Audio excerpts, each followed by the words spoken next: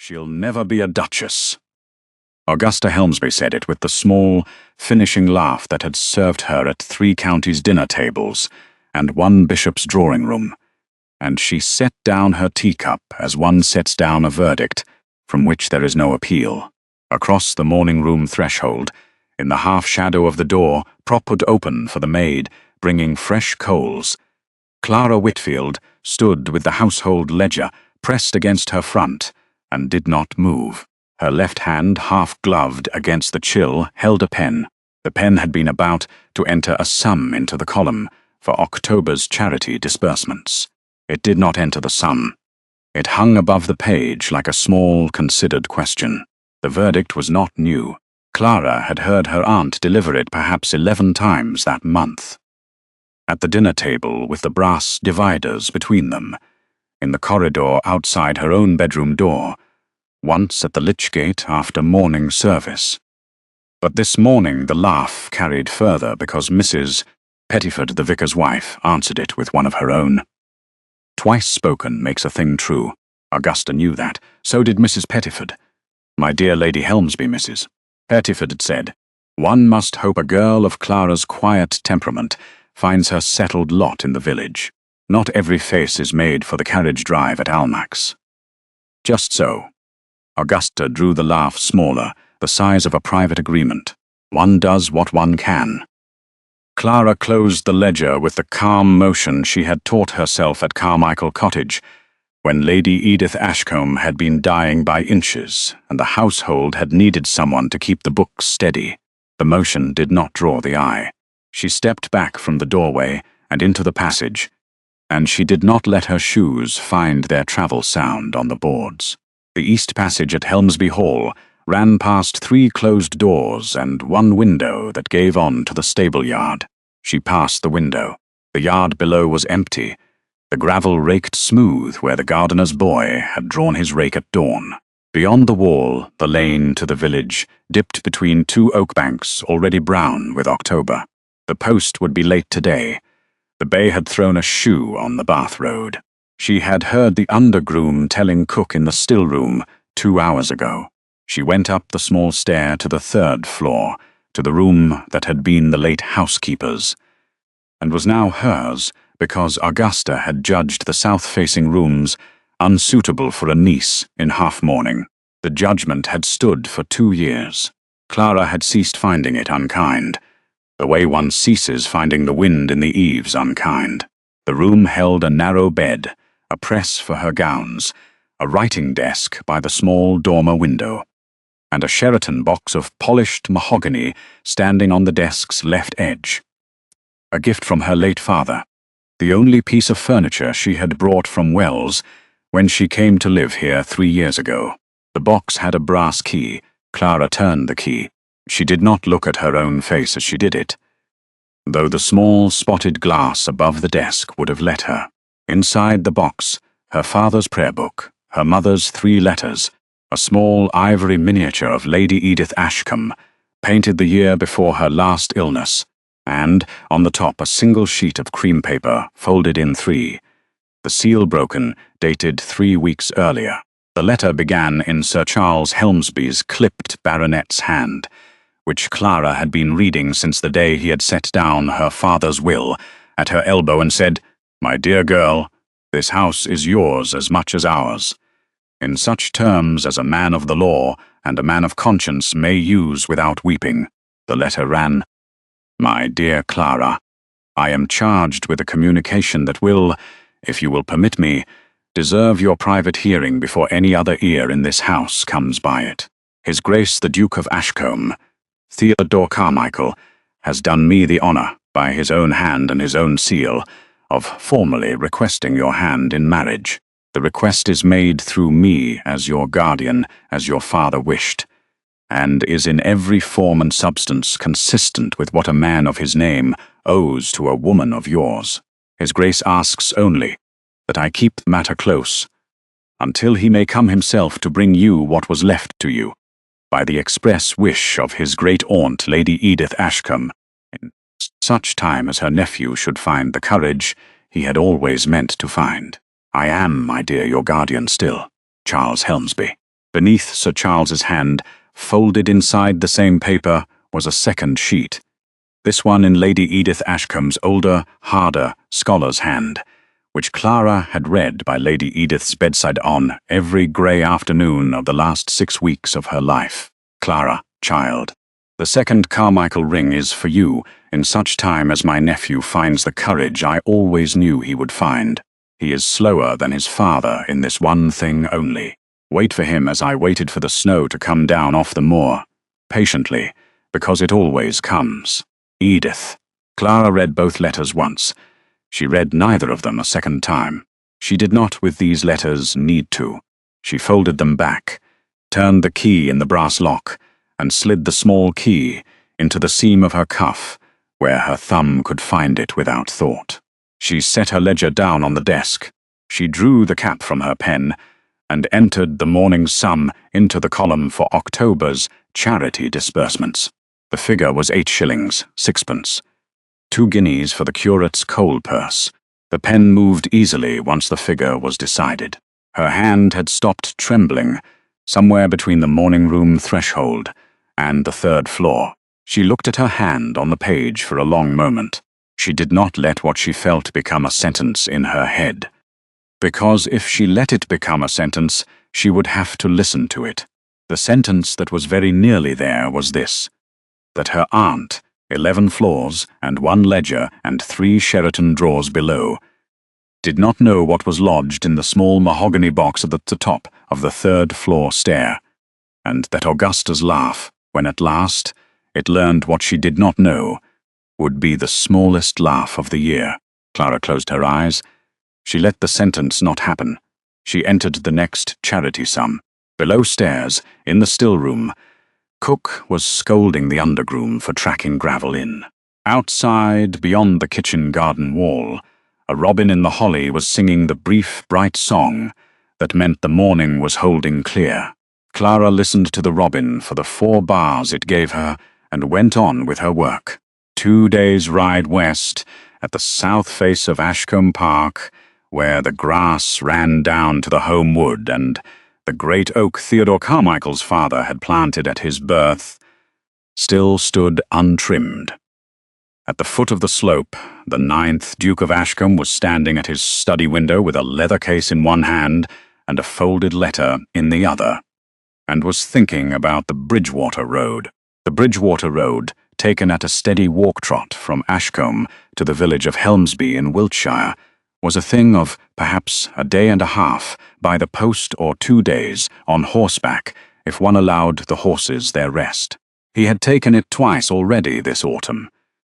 Once for the funeral of his great-aunt, Lady Edith Ashcombe, at the small parish church above Carmichael Cottage in September, and once a fortnight after that, very quietly, to ask Sir Charles Helmsby for his ward's hand, and to sit afterward in Sir Charles's library with a glass of the man's best, Madeira, until they had said all that 2 men of conscience needed to say.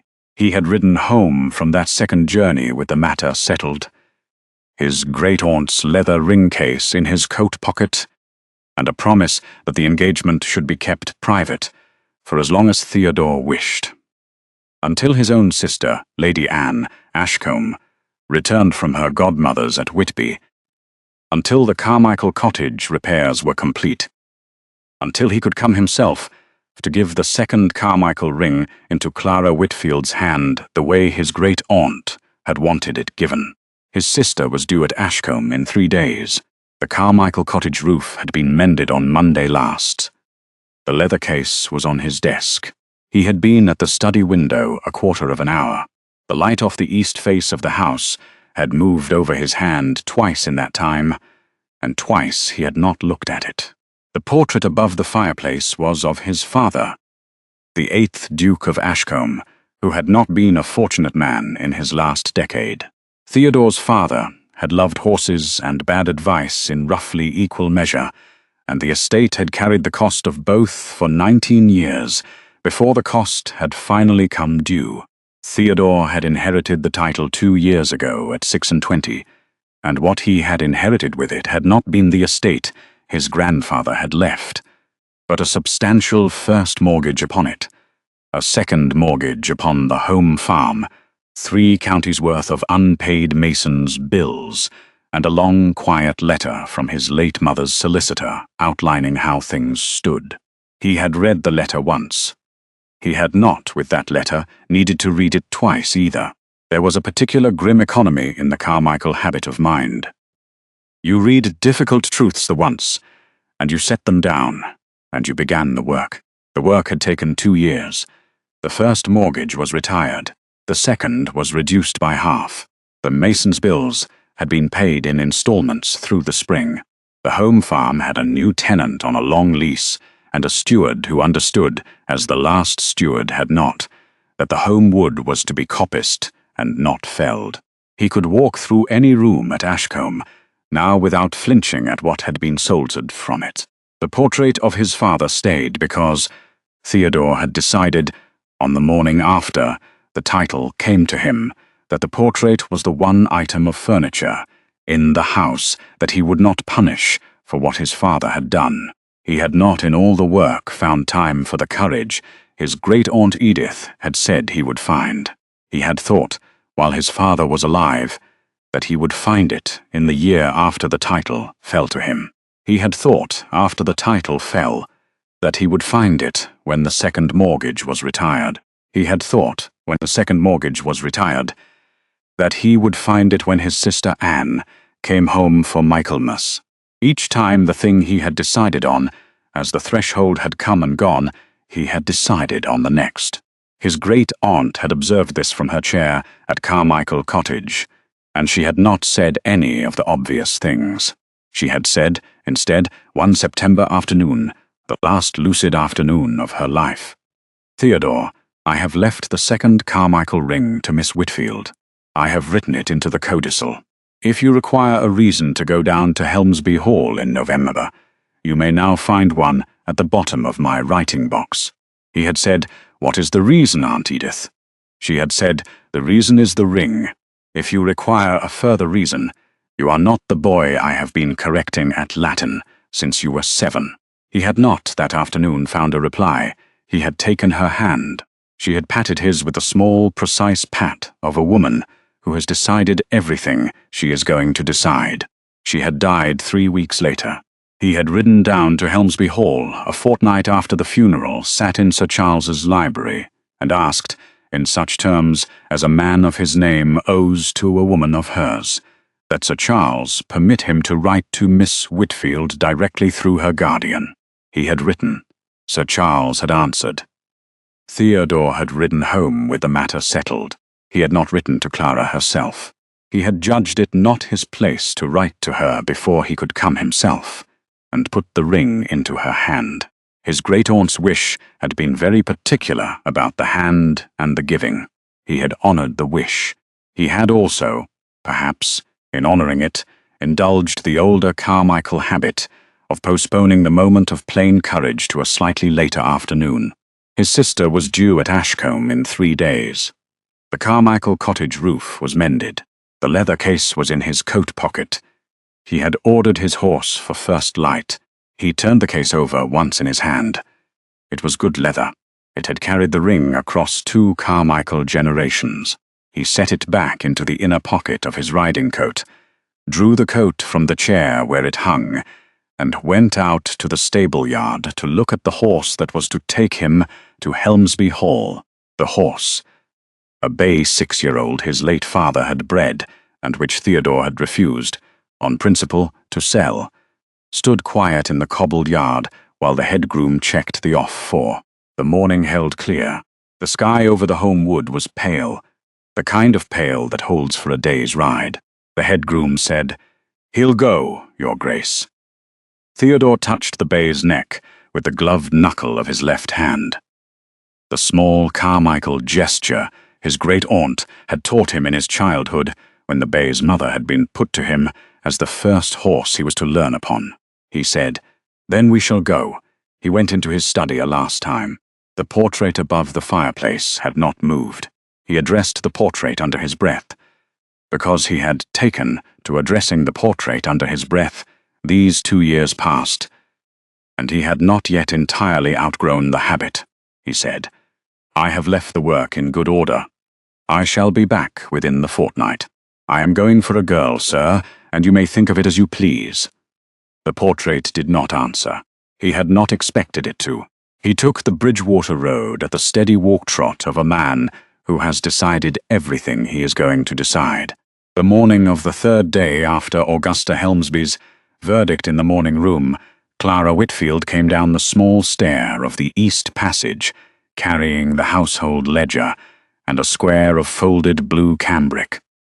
A sample of Mariana Helmsby's new gown, which Clara had been asked to match against a length in the linen press, and was met on the half-landing by the under-butler with a card on a tray. "For the master, miss," the under-butler said. "As he is from home." Clara took the card. It bore the engraved seal of the See of Salisbury and the hand of the bishop's secretary, regretting that the bishop should not, after all, be able to dine at Helmsby Hall on Thursday next. She set the card back upon the tray. "You'll wish to bring this to her ladyship, Robert," Clara said. Robert. The under-butler hesitated. He was a man of 52 who had been at Helmsby Hall longer than Lady Helmsby herself. His hesitation had to do with what her ladyship had been arranging since dawn. "Her ladyship has gone to the village, miss," Robert said. "She is at the vicarage with Mrs. Pettiford. Mr. Foley has been seen at the curate's lodging since yesterday. Her ladyship desired me to inform Miss Helmsby that the dinner is to go forward in any case, and that Mr. Foley is to be invited in place of his lordship, with the curate and his wife." He said his lordship with the slight upward inflection that meant his lordship the bishop, and Mr. Foley with the slight downward inflection that meant Mr. Edmund Foley, half-pay militia officer, recently returned from his regiment to lodge with the curate at Helmsby village. He had been at the lodging since yesterday. Augusta had not, until this morning, known he had come. Clara held the card a moment longer, the ledger under her arm, pressed against her side. With a small steady pressure she found, in this moment, useful. "And Sir Charles," she said. "Sir Charles is at quarter sessions at Devizes until tomorrow noon, miss." "Just so." Clara handed the card back. "Take it to her ladyship at the vicarage. She will wish to know." Robert bowed. He went. Clara did not move from the half-landing for the small interval of time required to count her own breath to 8. Then she went down to the morning room and laid out the cambric and the ledger and the linen press's key on the writing desk. And she stood at the window that gave on to the carriage drive. The drive ran straight from the south porch to the Bath Road, flanked by lime trees that had been planted before her uncle Sir Charles had been born. The trees were already half-bared.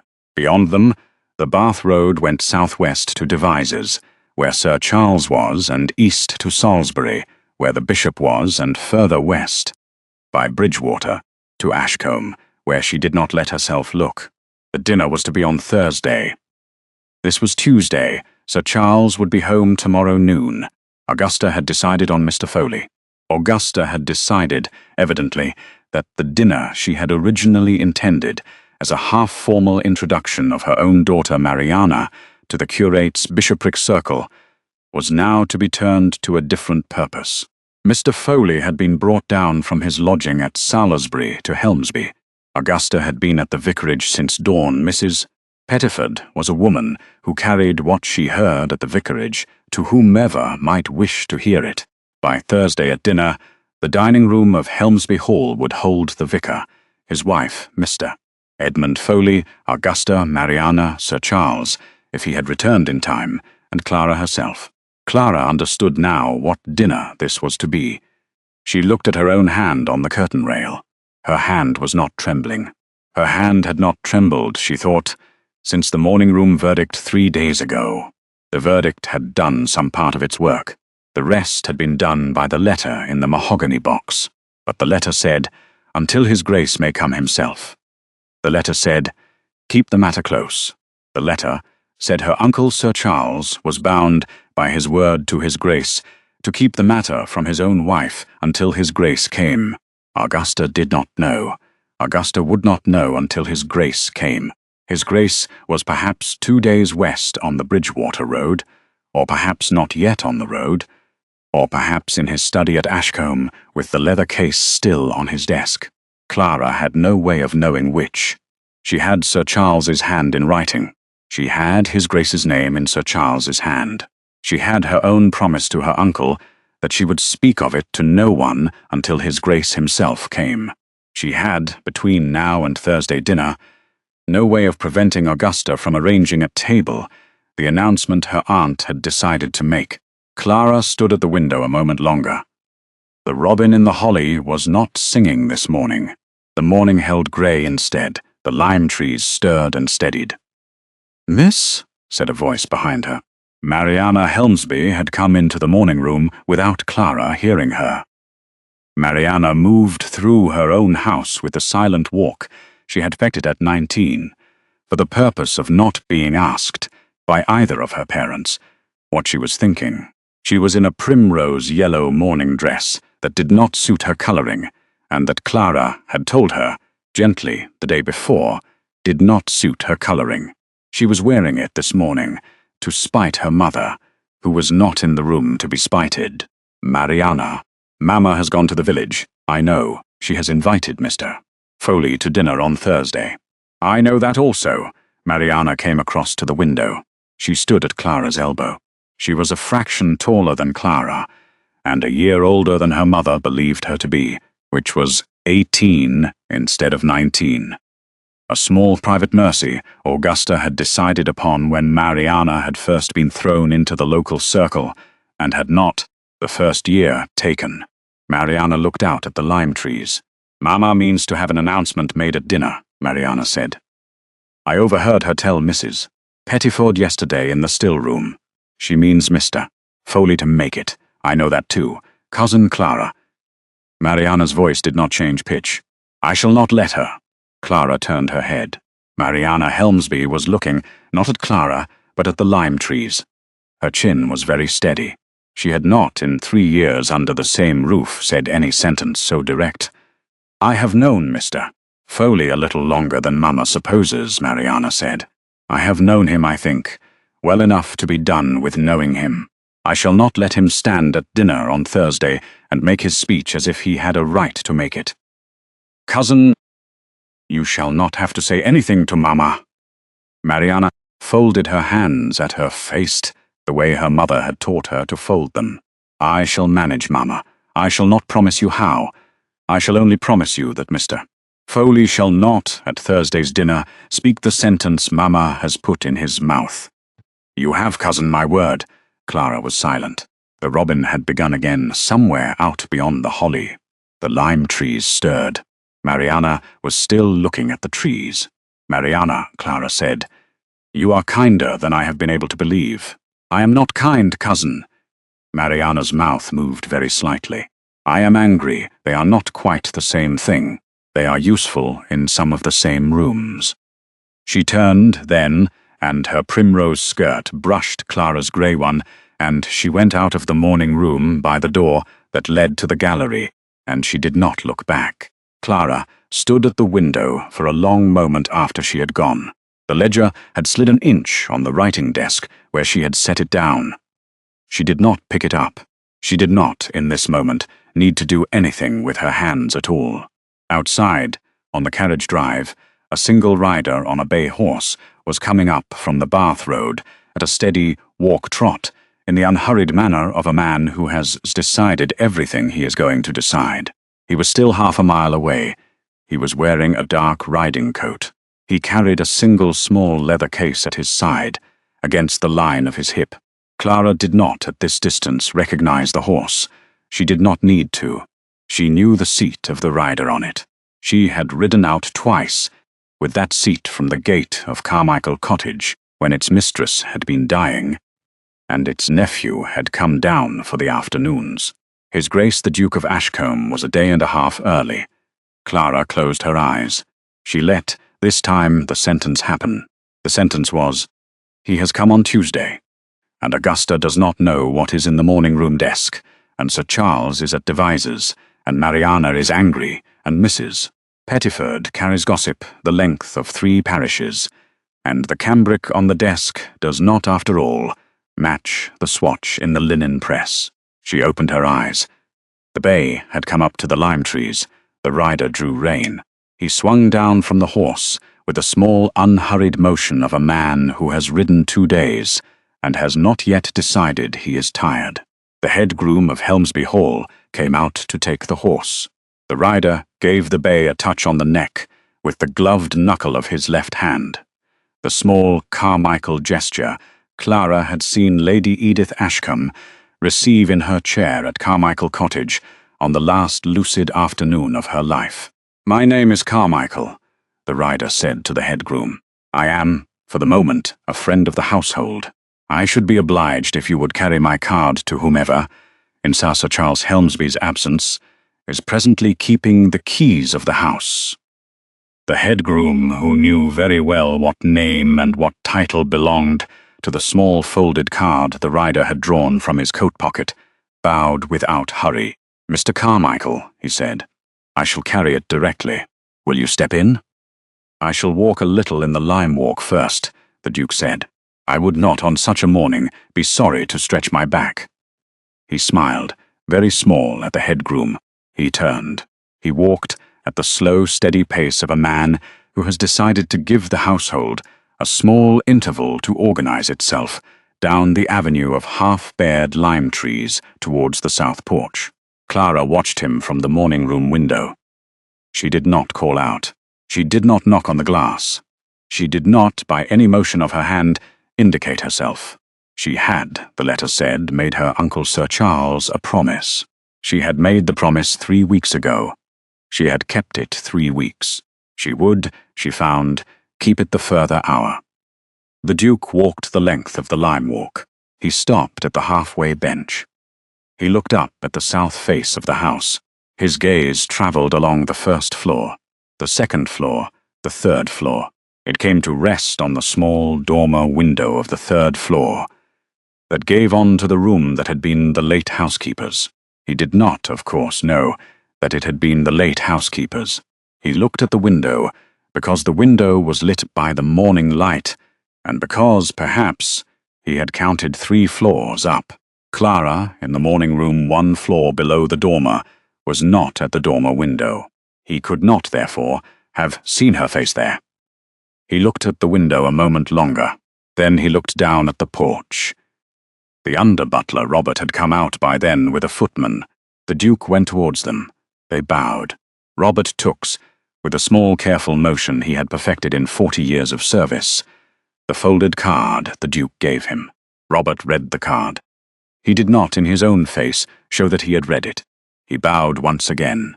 He said, "Will your Grace be pleased to wait in the small saloon? I shall send to her ladyship at the vicarage directly." "You shall send to her ladyship," the Duke said, very gently, "after I have, with your leave, had the privilege of paying my respects to Miss Whitfield, if Miss Whitfield will permit it.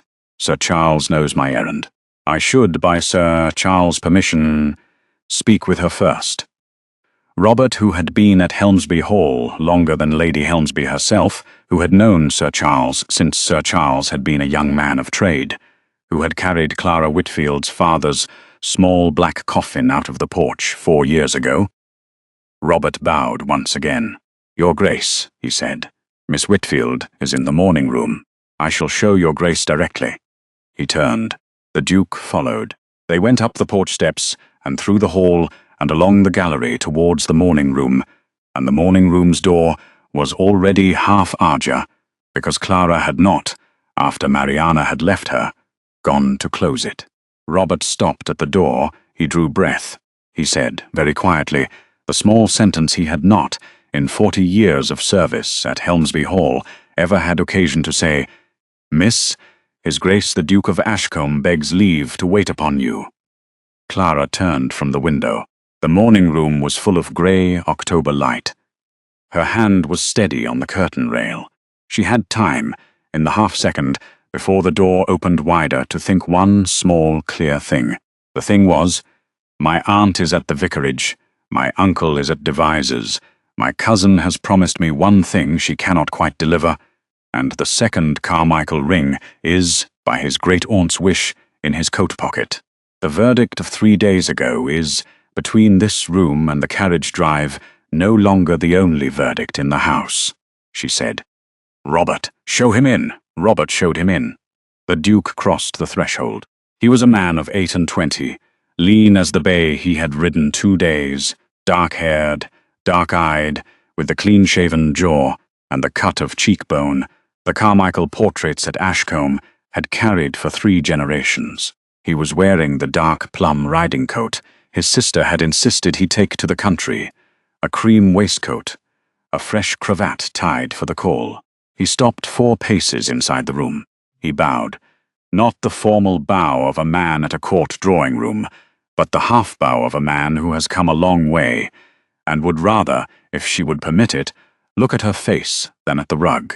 He said, in the clipped Carmichael voice his great-aunt had spent his childhood correcting at Latin. Miss Whitfield, I should not have come this morning if I had been able to wait another day. I find I have not in fact been able. I should be obliged if you would forgive me the early hour. Clara, in her grey morning gown, with the small mahogany key still in the seam of her cuff, and her aunt at the vicarage, 3/4 of a mile away, made, across the morning-room rug, the small, quiet curtsy her father had taught her at the age of 7, in such terms as a curate's daughter owes to a man of his name. She said very steadily, Your Grace, the hour is not in this house, an early one. I am very particularly glad you have come today. The Duke crossed the rug to the writing desk. He did not, in the small interval of his walking, take his eyes from her face. Not in the way of a man wishing to disconcert her, but in the way of a man who has been counting weeks. He stopped at a polite 4 feet. He drew the leather case from his coat pocket and set it down upon the desk's left edge, beside the small square of cambric. Miss Whitfield, he said, I have come down to put this into your hand by my great-aunt's wish, and to ask you a question for myself. The leather case sat on the desk. It was perhaps 3 inches square, dull green calf, worn at the corners where Lady Edith Ashcombe's thumb had passed over them for 40 years.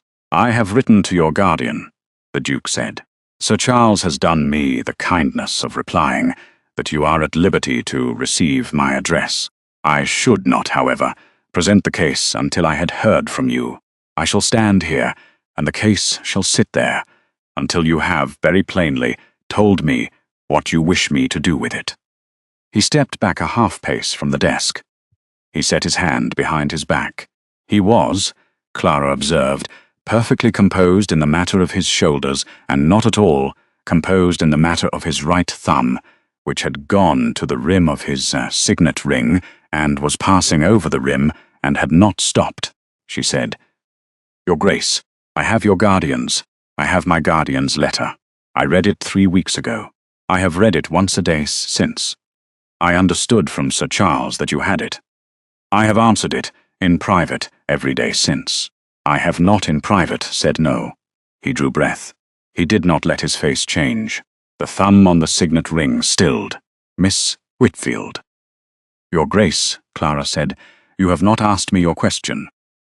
I have not asked it, he said, because I am, this morning, slower than I am in any other room of any other house, and I should not like to make so important a request in a sentence I had not yet found. He set his shoulders a fraction further back. He looked at the case on the desk. He looked at her. He said, Miss Whitfield, will you, in such time as you find tolerable, do me the honour of becoming my wife? Clara was silent. She let, for the second time that morning, a sentence happen in her head. The sentence was, I am 28 paces from the dormer window of the 3rd-floor room where, 3 weeks ago, I read the letter that brought me here. I have lived 3 years under this roof. I have been a curate's daughter and a poor relation.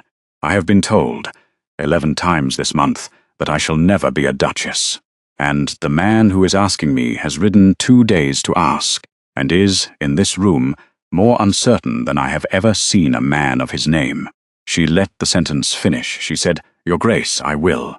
He did not at once move. He did not at once speak.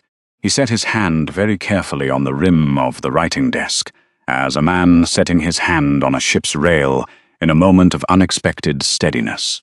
He said after a small interval, I had not been certain.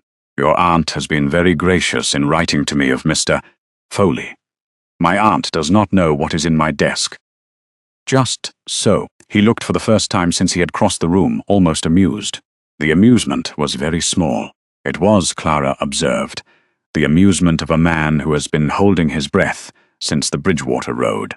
"Your aunt and I have not, on the matter of Mr. Foley, been corresponding." "My aunt would be greatly surprised by that." "I shall," the Duke said, "do what little I am able this morning to give your aunt that surprise gently." He reached, then, for the leather case. He opened it. Inside, on a small bed of black silk worn smooth, lay the second Carmichael ring. A thin band of old gold with a single sapphire set deep, no larger than a pea, in the manner of the Carmichael work of the 1790s. The stone caught the grey morning light off the curtain rail and held it. "It was my great-aunt's by gift from her own mother," the Duke said. "She left it to you. She was very particular about whose hand it was to be put into. She gave me instructions, you may find this useful to know, on the precise manner in which the giving was to be done." His mouth moved a very small fraction. "She did not, in the end, write the instructions down. I shall, if you will be patient with me, make my best attempt." Clara, with the calm motion she had taught herself at Carmichael Cottage, drew the half-glove from her left hand. She set the glove on the desk beside the cambric. She held her hand out, palm up, very steady. The Duke took her hand. He drew the ring from its silk. He slid it, with the small, careful motion of a man who has practiced the motion 4 times in a stable-yard mirror at Ashcombe, onto the third finger of her left hand. The ring fit, perhaps because Lady Edith had asked Clara, one afternoon in the Dower House garden, what her ring size was. Perhaps because Lady Edith had had her own ring sized to it that very afternoon. Perhaps because Lady Edith Ashcombe had, in her last lucid months, arranged a number of small things in a number of small drawers. He set his hand briefly over hers. He did not speak. Neither in the small interval did Clara. The robin in the holly out beyond the kitchen garden wall began again, the brief, bright song of a morning holding clear. He stepped back. He bowed once. He said, "I shall, with your leave, wait in the small saloon until your aunt returns from the vicarage. I shall not, until she is in the house, write to anyone of what has been done in this room. Sir Charles is at Devizes until tomorrow noon. I have already, in the matter of Sir Charles, a separate sentence prepared. You may, between now and your aunt's return, do whatever you would wish to do. I shall be guided by you." Clara looked at her own hand. The ring on her finger was, even at half a glance, unmistakable as a Carmichael piece, the sapphire so small and old it could only have come from a London goldsmith of the previous century, the band so thin it could only have been worked for a particular hand. She drew the half-glove back over her fingers. The ring sat under the kid. It made the smallest possible bulge. She said, "Your Grace, I should be obliged if you would, for the present quarter of an hour, walk in the lime walk again. My aunt will be returning by the south porch. I shall meet her at the porch myself. I shall not, with your leave, have her come into the morning room and find you here before she has, very plainly, learnt from me what she has not until this morning known." The Duke considered her a moment. He said very quietly, "Miss Whitfield, are you quite certain you wish to meet her without me at your elbow?" "I am certain. I have lived 3 years under this roof. I have not in those 3 years asked her to know anything she did not wish to know. I shall ask her this once. As you wish." He bowed again. He turned. He went out by the morning-room door, along the gallery, through the porch, down the steps. He took the lime walk at the unhurried pace of a man who has decided he shall be of use by being out of the way. Clara stood at the writing desk a moment longer. She set the small leather case in the desk's left drawer and turned the key. She put the cambric back into the linen press's wrapping. She drew the glove a fraction higher on her wrist so that the cuff covered the ring. She went down the gallery, through the porch, and stood on the south steps with her hands folded at her waist in the way Mariana's mother had taught Mariana to fold them. The carriage came up the drive 10 minutes later. Augusta Helmsby descended at the steps with the small, bustling rapidity of a woman who had been told by the vicarage messenger that there had been a gentleman caller at the hall whose card the under-butler had judged worth interrupting morning calls for. The vicar's wife had brought Augusta home. Mrs. Pettiford was still in the carriage, peering out from under her bonnet at the south face of the house. Augusta did not at first see Clara on the steps. She was looking at the porch hall for Robert. Aunt Augusta turned. She had, in her left hand, her glove not yet drawn back on, and in her right hand a folded piece of cream paper, which Clara recognized as the bishop's card. The bishop had been the reason for the journey to the vicarage. Mr. Foley had been the second reason. Augusta's face was bright with the particular color she carried when she had been arranging a matter she believed was about to satisfy her. Clara Augusta's voice was crisp. Robert tells me there has been a gentleman, yes, aunt, whose card has been kept from me until I should return. Yes, aunt. You shall, before I take off my bonnet, tell me whose card it is and what his business has been. Mrs. Pettiford, in the carriage, leant a fraction further out. Clara observed her leaning. Aunt, Clara said, I shall be very glad to tell you in the small saloon, with the door closed and Mrs. Pettiford released with my respects to her own house. Augusta drew breath. The vicar's wife drew breath at the same time in the carriage with a small, visible regret. Mrs. Pettiford, Augusta said over her shoulder, in the tone of a woman who has decided she shall, if she must, cut her own dinner-party guest. I shall send to you this afternoon. Forgive me. The carriage will return you to the village by the lower road. Mrs. Pettiford bowed in the carriage. The coachman touched his hat. The carriage went down the drive. Augusta turned to Clara. She drew off her bonnet. She handed the bonnet to a footman. She said very crisply, the small saloon, directly. They went, the two of them, along the gallery to the small saloon. Augusta closed the door herself. She set her bonnet on a side chair. She turned. She faced her niece across the rug. Clara, whose card? Aunt. The card was His Grace the Duke of Ashcombe's. Augusta did not at first hear it. The phrase did not fit any sentence she had been preparing. She heard it as one hears the wrong language in a familiar room. Her face went very slightly blank. I beg your pardon. His Grace the Duke of Ashcombe, aunt. He has ridden 2 days from Wiltshire. He is, at the present quarter of an hour, in the Lime Walk. He is to come back into the house when I send Robert out for him.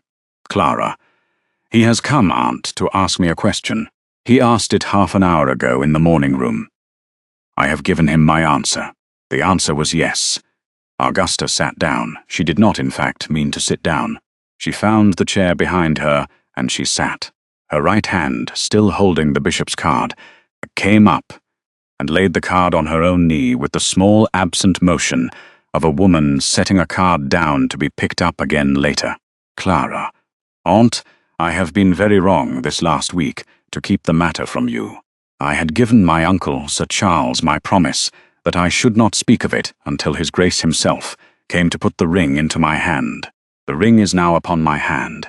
The promise is, I judge, discharged. I beg your pardon for the 3 weeks I have kept it. Augusta was silent. She was looking at the rug between her shoes.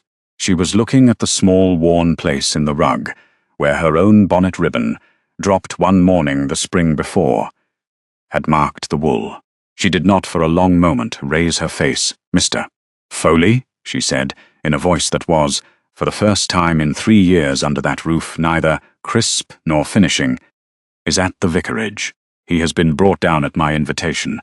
I have invited him to dine here Thursday, Mr. Foley shall be at dinner, aunt, if you wish him to be. He shall not be making the announcement you had intended for him to make." Augusta drew breath. She put the bishop's card down on the small table at her elbow. She said, very quietly, the small finishing sentence she had used 3 days before in the morning room. "She'll never be a duchess." Clara said, "Aunt, His Grace is in the lime walk." There was a long silence. Outside the small saloon, in the hall, a clock that had been at Helmsby Hall longer than any of them struck 11. The strokes were measured, unhurried, finishing. Augusta lifted her face. Her colour had changed. The bright, pretty colour of a woman who has been arranging matters had drained out of her cheek. What was left under it was older, neither vicious nor kind, only older. "Clara," Augusta said, "I shall require a moment. Aunt, take the morning if you would. I shall send Robert out for His Grace. I shall bring him into the small saloon, when you have, in your own time, called for him to be brought in. He has, on this matter of Mr. Foley, a sentence prepared. He should rather, I think, deliver it to you here than at dinner Thursday with the vicar in the room." Augusta's hand on the bishop's card was still. After a long pause, she said very quietly, "Send out for him." Clara curtsied.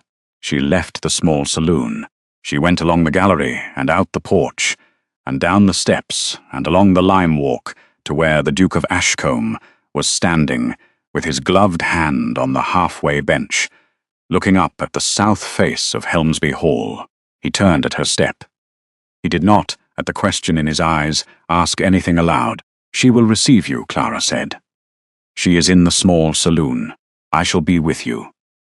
"You shall be," he said, "with me always." Clara, for the first time that morning, smiled. The smile was very small.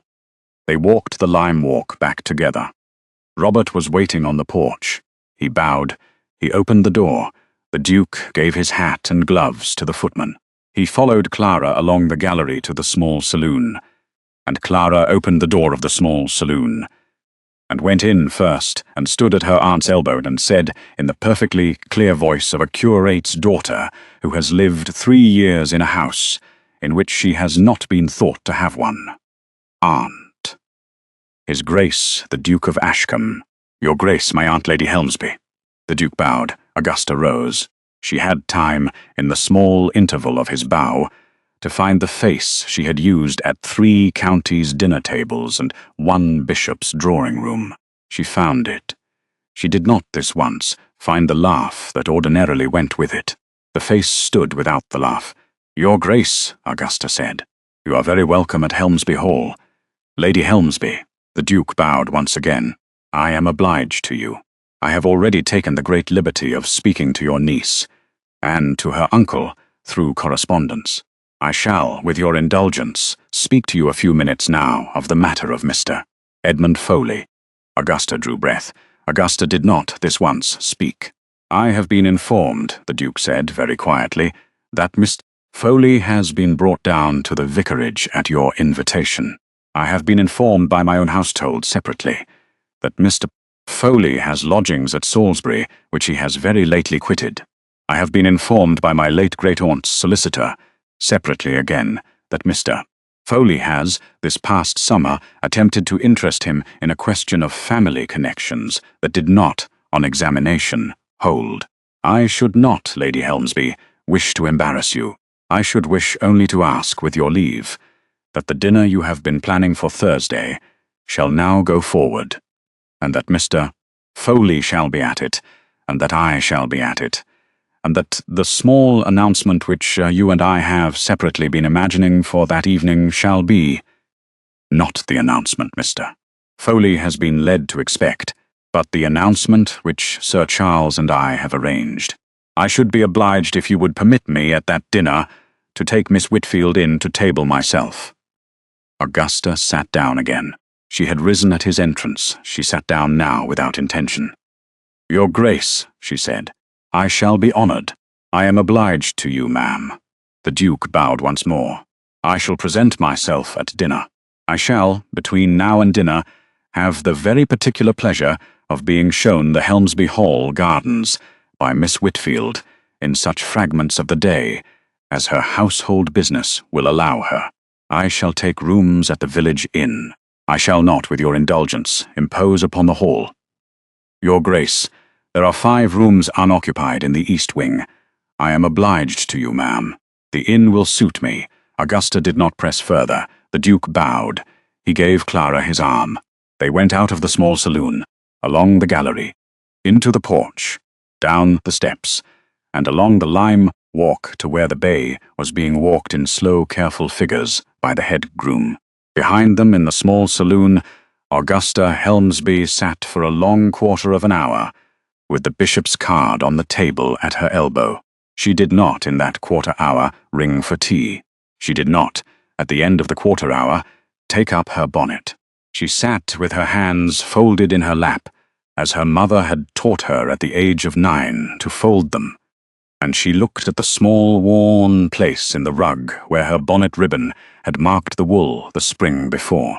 Mariana Helmsby found her there, an hour later, when Mariana came back from the lower drawing-room. Mariana stopped in the doorway. She looked at her mother. She did not say anything.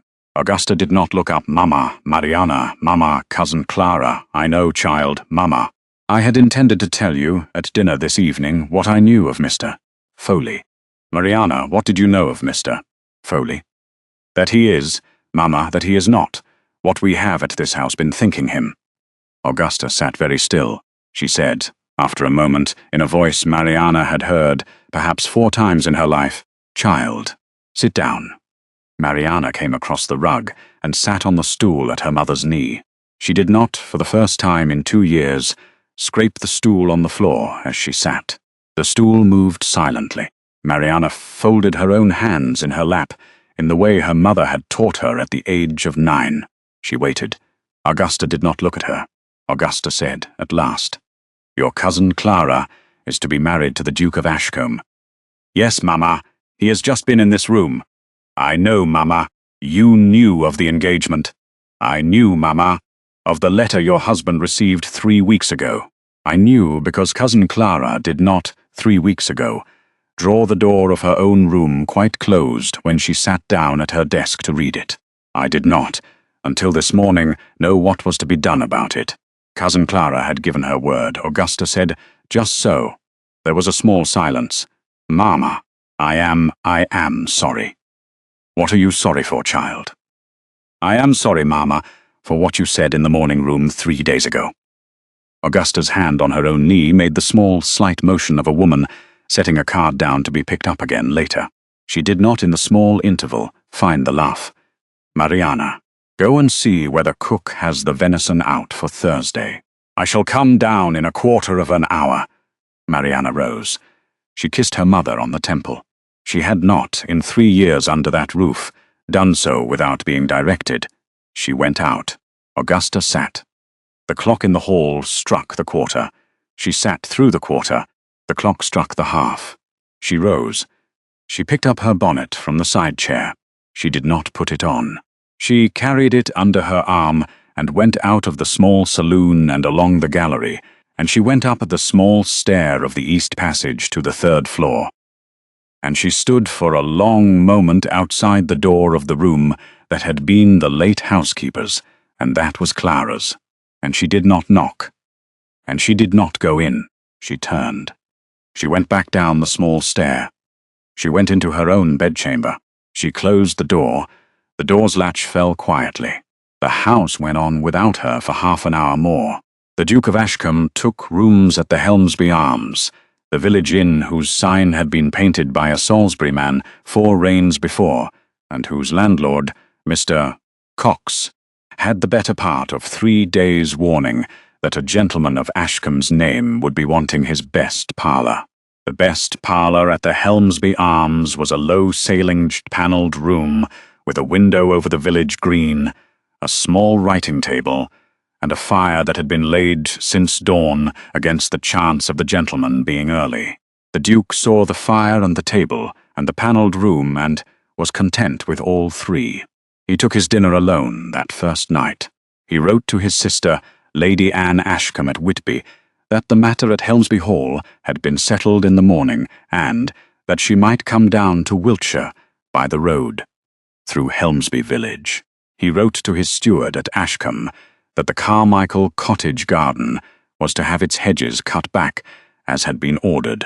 He wrote to Sir Charles Helmsby at Devizes a single line. "I have called this morning at the Hall. The matter is in such order as your kindness has permitted. I beg you will sleep tonight at the sessions, and not ride home in the dark." He sealed the 3 letters with the Ashcombe seal. He gave them to Mr. Cox to be carried by the morning post. He went to bed early. He slept. He had not slept early since the title fell to him 2 years ago. And he woke at 6, with the small surprise of a man who has been holding a question for a long time, and has at last put the question down. Sir Charles Helmsby came up the drive of Helmsby Hall at noon the following day, having ridden the Devizes Road in the small, steady walk of a man who had read his daughter-in-law's letter at the inn at Lavington, and had decided not to flog his horse for the news at the end of it. He came into the small saloon. He found his wife sitting by the fire, his daughter at her elbow, and a cup of cooled tea between them. He went to his wife. He put his hand on her shoulder. "Augusta," he said. "Charles. I should have, my dear, told you of the letter. You should not have told me of the letter. I should have. Charles, your word to his Grace was, in this house, to be kept. You kept it. The fault is none of yours." Sir Charles sat down on the chair opposite. He did not for a long moment speak. He had been a baronet 11 years, had been a husband 29, had been a guardian to a curate's daughter 4. He had been, at different times in his life, several other kinds of useful man. He had not in any of those terms found himself certain what to say to his wife. "In the small saloon at noon on a Wednesday in October," he said at last. "I shall speak with his Grace at the inn at 3. "Yes, my dear, and we are to have him to dinner Thursday." "Yes." "And Mr. Foley." Augusta did not answer. She looked into the fire. Her hand on the arm of the chair made the small, slight motion of a woman setting a card down, to be picked up again later. Sir Charles, who had known his wife 30 years, observed the motion. "Augusta, I shall write to the vicarage today that Mr. Foley's invitation is withdrawn. You shall not, Charles, my dear. You shall not, Mr. Foley is to be at our dinner Thursday. Augusta." She turned her face to him. She was very pale. "Charles, if you withdraw Mr. Foley's invitation, the village will know by Friday that he was withdrawn because of what I had supposed of him, and what was not in fact in him.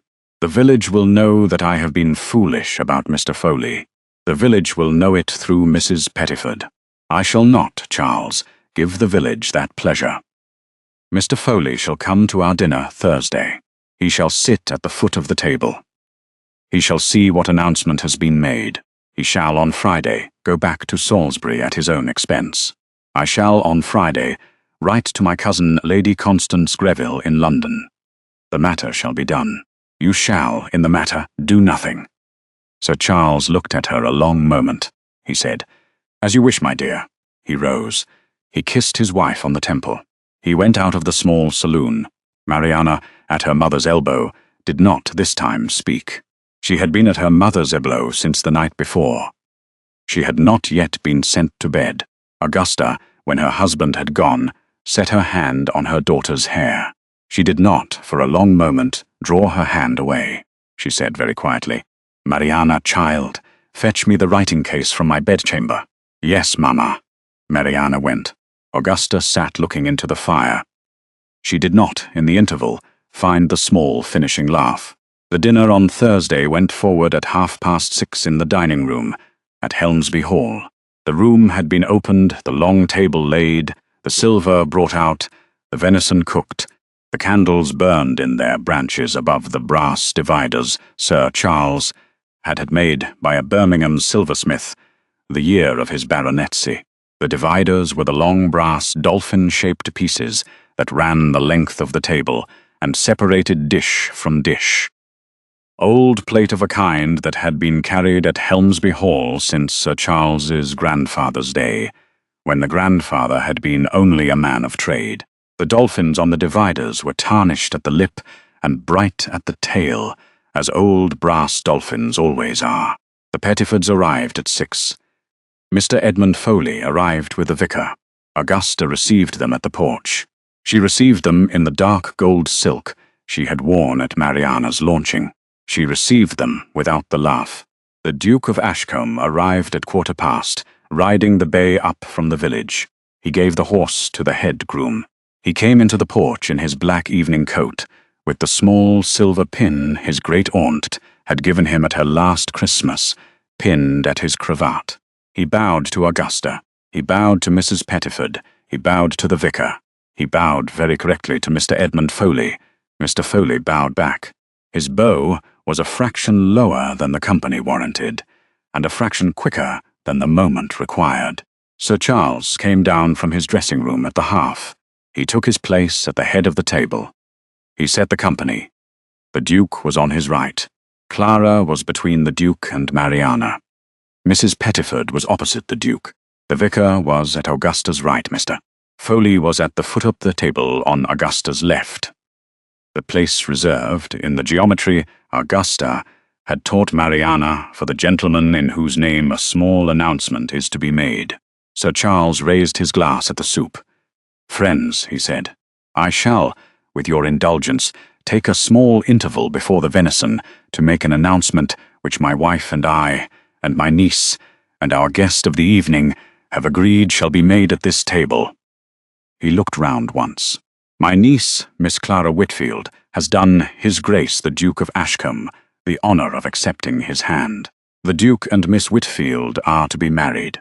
The marriage will, with His Grace's leave, be solemnized at the Church of St. Margaret's, Helmsby, in the early spring. I shall ask you to drink with me to the Duke and his bride." The vicar drank, Mrs. Pettiford drank, Mariana drank, Augusta drank. Mr. Edmund Foley raised his glass. He drank. He set the glass down with the small, careful motion of a man who has been told, between the porch and the soup, what announcement is to be made, and who has had perhaps 20 minutes to find the face he is to wear while it is made. "Sir Charles," Mr. Foley said, "Your Grace, Miss Whitfield, I'm very happy to drink your health." The company drank to that also. The venison came in. The dinner went on. The vicar, who had been the curate at Helmsby St. Margaret's before he was the vicar there, said the small, careful things that a vicar succeeds at the table of a baronet whose niece has just been engaged to a duke. Mrs. Pettiford, on the venison, asked Clara very politely about the second Carmichael ring, which she had been told of, on the porch by Augusta. The ring was at Clara's left hand, on the white linen napkin in her lap. She drew the napkin back. She showed Mrs. Pettiford the ring. Mrs. Pettiford admired the sapphire. The vicar admired the work. The dinner went forward. Mr. Foley spoke very little. He drank a little less than he had been used to drinking at the curate's table. He ate the venison with very small, careful cuts. He looked, when he thought no one was looking, at Mariana. Mariana twice met his eye. She did not twice look away. After the cheese, Augusta rose. She drew the ladies into the drawing-room. The gentlemen sat 10 minutes longer over their port. The Duke spoke with Sir Charles on the Carmichael cottage roof. The vicar joined them. Mr. Foley sat at the foot of the table with his glass and said nothing of consequence, and rose when the others rose. In the drawing-room, Augusta sat by the fire. Mrs. Pettiford sat at the small piano. Mariana sat on the stool at her mother's knee. Clara stood at the window with her sapphire under her glove. Augusta said, "Mrs. Pettiford, will you play?" Mrs. Pettiford played. She played the small handle air she had been playing at the drawing-room of Helmsby Hall for 15 years. The air was familiar. The dinner went on toward its quiet close. The vicar, his wife, and Mr. Foley left at the 9:30. The Duke remained an hour longer. He sat with Sir Charles by the fire. He bowed to Augusta. He took Clara's hand at the porch. He rode down to the village. The Helmsby Arms held its candle in the window all night, in the way Mr. Cox was used to holding it for guests of the rank of a duke. The fortnight that followed was, at Helmsby Hall, the quietest fortnight in 3 years. Sir Charles rode at dawn.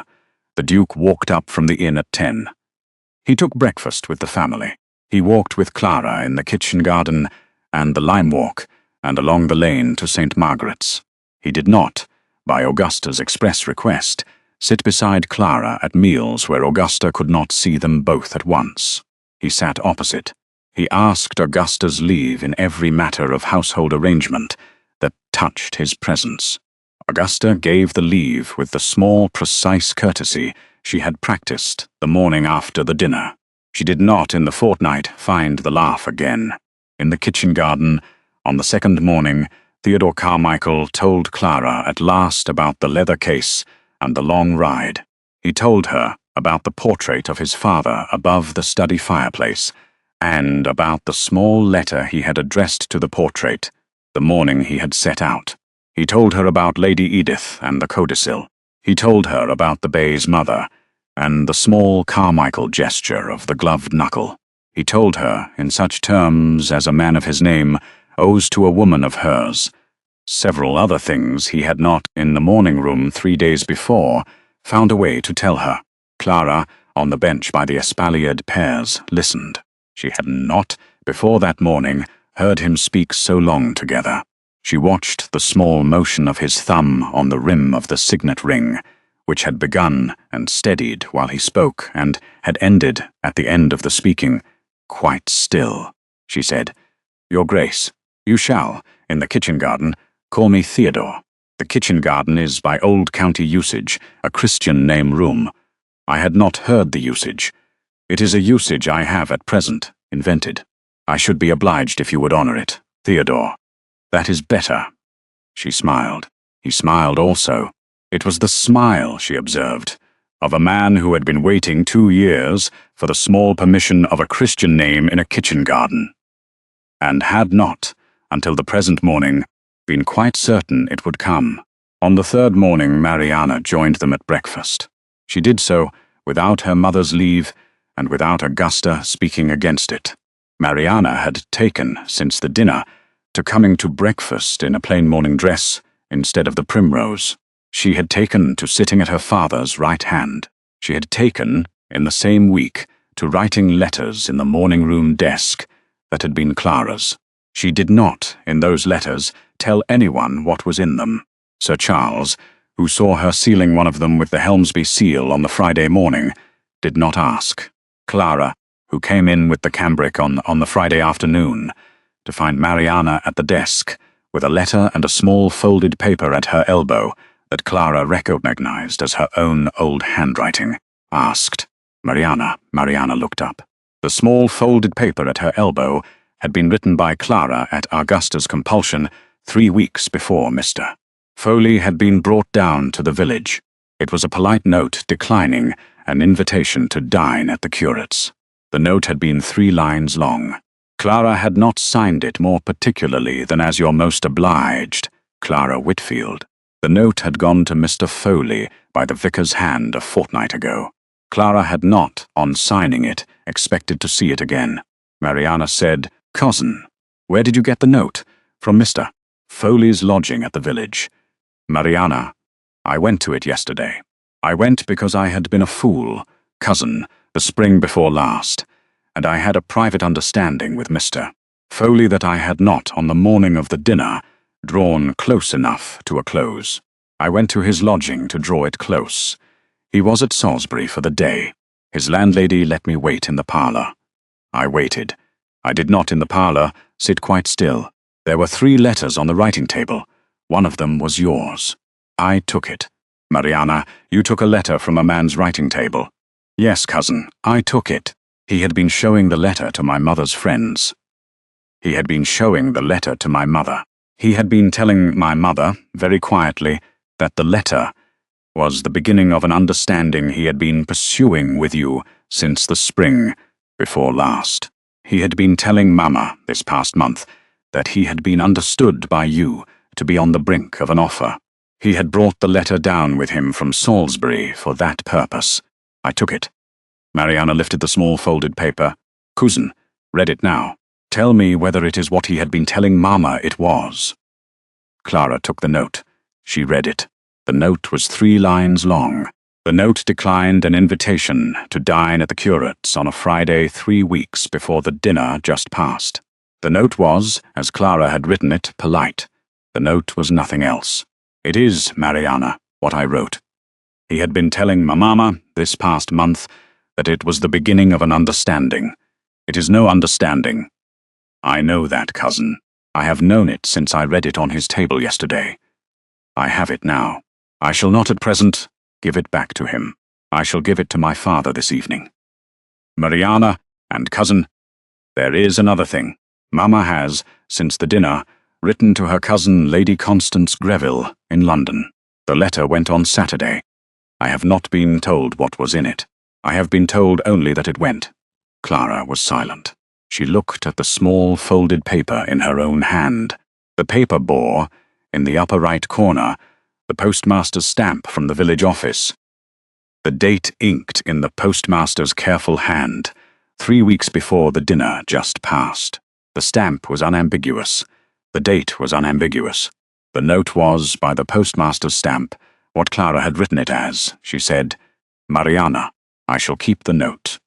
I shall this evening take it with me when your father has Mr. Foley to his study. You shall not need to take it. My father has already sent for Mr. Foley. Mr. Foley is to come at 4. I shall be at my father's elbow. Mariana, does your mother know?" "My mother does not at present know. She shall know, cousin, when I have told her at 6. Clara set the note in the small drawer of the writing desk that had held the leather case the morning of the Duke's arrival. She turned the key. She said, "Mariana, you are very different from the cousin I had at this house a fortnight ago." "I am not different, cousin. I am at last in the right room of the same house. I have been in the wrong rooms 3 years. I shall not, by my own choosing, be in them another." She rose. She went out of the morning room.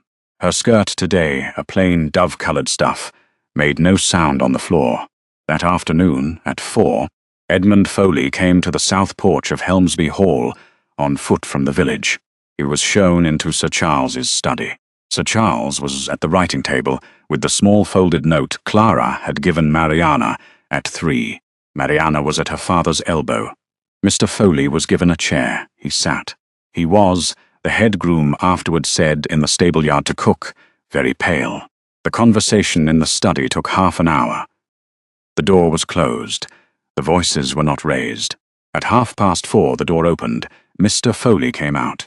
He did not, on the steps, find a footman to hand him to a carriage. He walked.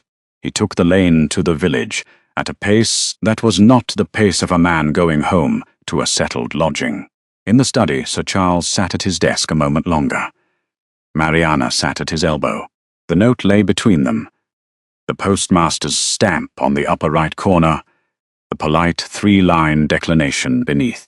Sir Charles said, "Daughter, father, I shall not on this matter write to your cousin Lady Constance directly. The Duke shall write to her. I shall send a copy of this note to my own solicitor. I shall, in such time as is required, see this matter settled, Mr. Foley shall not, while I am at Helmsby Hall, be received here again. No, father. Will you, Mariana, go to your mother?" "Yes, father." Mariana went. She found her mother in the gallery at the first floor, in front of the small portrait that had hung at the gallery's east end for 31 years.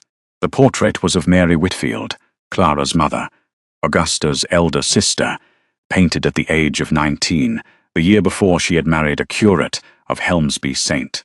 Margaret's against the wishes of every member of her family, except her own grandmother and a small dog of indeterminate breed, which had been buried in the kitchen garden the year afterward. Augusta was standing at perhaps 3 paces from the portrait. Her hand was not raised. She was not exactly looking at the face. She was looking at the shoulder of the gown and at the small pearl pin at the throat. The pearl pin was, in fact, in Augusta's own jewel case in the bedchamber. Augusta had it of her mother on the day of Mary's wedding, the day Mary had refused to be married in it. Mariana stopped at the foot of the small stair, at perhaps 7 paces from her mother. She did not at once speak. Augusta did not at once turn. After a long moment, Augusta said, very quietly without turning Mariana. "Mama, come up." Mariana came up. She stood at her mother's elbow. Augusta did not look at her. Augusta said, "I have been here, child, perhaps 20 minutes. I have not in 20 minutes decided what I was looking for. Mama, I do not, child, recommend the practice. It is the practice of a woman who has not been honest in her own house for a long time. Mama, Mariana, the note you took at the lodging. Yes, Mama, it is, I take it, what your cousin had written it as. Yes, Mama, and what Mr. Foley had told me of it was, not what it is, no, Mama." Augusta was silent. Her hand on the gallery rail moved a fraction up and then a fraction down. Her gold ring caught the light from the window at the gallery's south end. She said, very quietly, "I shall write this evening to my cousin Lady Constance Greville in London." "Yes, Mama, I shall write to her in the same hand as the letter that went on Saturday, and I shall withdraw, sentence by sentence, what I wrote on Saturday." "Yes, Mama." Mariana, "Child, leave me a quarter of an hour." Mariana drew breath. She had a sentence prepared, a small kind sentence, which she had practiced on the gallery rail at the top of the stair. She did not, in the moment, speak it. She curtsied instead, very low in the way her mother had taught her at the age of 7 to curtsy to her elders. She went away down the gallery. She did not look back. Clara, who had come up the small stair from the morning room at perhaps 4:15 with a household question for her aunt, had stopped at the small landing where the stair met the gallery. She had stopped at the precise moment Mariana had stopped at the foot of the gallery's small stair. She had seen, between the gallery rail and the small portrait, her aunt's face turned 3/4 away from her own. She had seen the small motion of the gold ring on her aunt's hand. She had heard, very faintly, the 2 sentences her aunt had said to her own daughter about a practice not recommended. She had not moved. She had not, in the small interval, made the small, careful motion of the cambric in her left hand. When Mariana came down the gallery and saw her at the small landing, Mariana did not, by any motion of her own, signal that her cousin had been there. Mariana passed her, with the small dove-colored rustle of skirt that made no sound on the floor. Mariana went down the stair. Clara stood at the landing a moment longer. She did not in the moment go up. She turned. She went down the small stair. She went out at the porch. She walked the lime walk to the bench at the halfway, and sat there until the Duke came up from the inn at 5:30. He sat beside her on the bench. He had been riding. His cravat was loose at one fold. His thumb was at his signet ring. He said, "You are very quiet." "I have been quiet this afternoon on a matter I had not until today seen. You shall, if you wish, tell me. You shall, if you do not wish, not tell me. I shall be content either way." Clara sat a moment looking at the bay being walked in slow figures at the end of the lime walk by the head groom. She said at last, very quietly, "Theodore, my aunt has been, this afternoon, in front of a small portrait in the gallery. The portrait is of my mother. My aunt has not, for as long as I have been in this house, stood in front of the portrait so long." He did not at once speak. He sat with her until she was ready to go in. On the Sunday after morning service at St. Margaret's, Theodore drove Clara to Carmichael Cottage in the gig his great-aunt had used to drive about the lanes of Wiltshire for 30 years. The gig was old and well cared for. The pony was a small chestnut named Ginger, who had been Lady Edith's last animal. Clara had not, since Lady Edith's funeral, sat in the gig. The cottage lay 6 miles southwest by the by-road. The road ran along the edge of a beechwood for 2 of the miles, by a chalk stream for 1 mile, and through 3 small fords. The day held clear and pale. The hedgerows were quiet in their autumn brown. The rooks were quiet over the beechwood. Theodore drove. Clara sat at his elbow, the rug across her knees, her hands quiet on the rug. They came up to the cottage at the small painted gate at the foot of the lilac walk. Theodore handed Clara down. He led Ginger into the small paddock. He came back. He stood at the gate. He said, "I have not been here since the funeral." The hedge has been cut last Monday. The chimney was swept on Wednesday. The garden has not been touched. I had not been sure whether you would wish it touched. I had not wished it touched. Just so. I had judged it likely. I sent the steward away again. He opened the gate. They walked up the path. The lilac walk was the path that ran from the gate to the cottage door between two old lilac bushes. Lady Edith's mother had planted in 1790. The bushes were bare now, their grey twigs holding the small hard buds that would, in April, open. Clara had walked the lilac walk every afternoon of the 6 weeks she had nursed Lady Edith. She had walked it twice with Theodore in those weeks. She knew the small worn place at the corner of the second flagstone where the moss had been scraped by Lady Edith's stick. They came to the cottage door. Theodore drew the small key from his coat pocket. He set it in the lock. He paused. Clara, Theodore, you shall. When the lilacs come out, have it as you would like it. I shall make no choice for you. If you wish the cottage shut up, it shall be shut up. If you wish it lived in, I shall have the steward keep 2 rooms for our afternoons. If you wish it given to the parish for the schoolmistress's use, it shall go to the parish on the day after Easter. It is yours to dispose of in the way you wish. I shall not give it to the parish. I had hoped you would not. He turned the key. They went in. The cottage was as Lady Edith had left it. The small parlour with the green Sheraton chairs, the writing table at the window where she had corrected Theodore's Latin since he was 7, the small library through the door at the back, 3 walls of books, and a fire that had not been lit since September. The kitchen lay at the side. The garden at the back ran down to a small wall and a view of the chalk down beyond. The lilac walk was at the front, where they had come up. They went into the parlour. Theodore lit the fire that had been laid at his order on Friday last. The fire took. He drew Clara a chair. He drew himself a chair opposite. He set a small kettle on the hob. There was tea in the canister on the mantel. There were biscuits in the tin on the table. The biscuits had been put there on Friday last also.